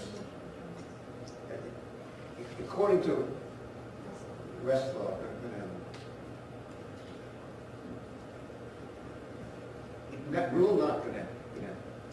Rule 9.1 and 9.2 is under a section called telephone and video conferencing. Rule 10 then begins with voir dire and various trial issues. But there's nothing about 9 that says it's for pretrial issues. And in fact, the juvenile proceeding has the same language And it clearly applies to the adjudicatory hearing, right? Yep. Because that's what ET said. And it talks about the adjudicatory hearing, which is the equivalent of a trial. But then it has the good cause exception, which 9.2 does not have. Maybe time to amend those rules. Well, that would be fine, but that, not for this trial. Okay. Ms. Rudder, you've been very patient. I know you've got it. We'll get with Rick's expert. Anything you want to add in closing as the proponent here? The only thing I would add is about whether a deposition should have been done first before jumping right to the video conferencing. I just wanted to point out a few things I jotted down. The reason the two-way video conferencing is more productive than a deposition is the jury gets to hear it live. And that means that any objections that are being posed are posed live. You get to rule on them live. And you're not watching a deposition where rulings and objections are made after the fact, and you're having to go back and redact things, and you're skipping portions. It's much more clear for the jury. And in addition, what I pointed out earlier is that the case is already developed if you do two-way video conferencing, and you can ask more relevant questions, so the defense has a much more productive cross-examination, so it serves their confrontation purposes. And don't forget, because Mr. Harvey would want to add this, the jurors would have an opportunity to ask questions as well. Exactly, Your Honor. All right, I appreciate everyone sharing that. I will take that under advisement. I'll get a ruling out soon because I know that. I'm sorry. Any argument that we haven't heard enough from Emory is ridiculous. Well, I think it's a fair observation that Reading is a piece of the puzzle that the state hasn't been able to put in the puzzle, and Reading would do that. It just that doesn't trump 9.2 necessarily. I mean, I don't understand that to be good. They haven't said that. I mean, I've looked at the evidence she has to offer, their statements. It's the same thing over and over again. Okay. I heard these people talking. I heard Maples talk to them. You know, the same stuff over and over again. They've heard it 50 times already. I think that's on cross that we hear 50 times, not direct. All right, we're going to break for lunch. I will see you guys. We said 35 for them, but we need a little bit of time. Let's get back together at 1:40. I just have one thing for the record. Just wanted to let the court know that we did serve notes about this witness to the defense on February 27th. And then additionally, if the court does have any other questions about this matter, I moved my meeting with my expert till tomorrow to accommodate the court. If there's Okay, any further thank you. questions. All right, appreciate it. Thank you. See you guys in a little bit.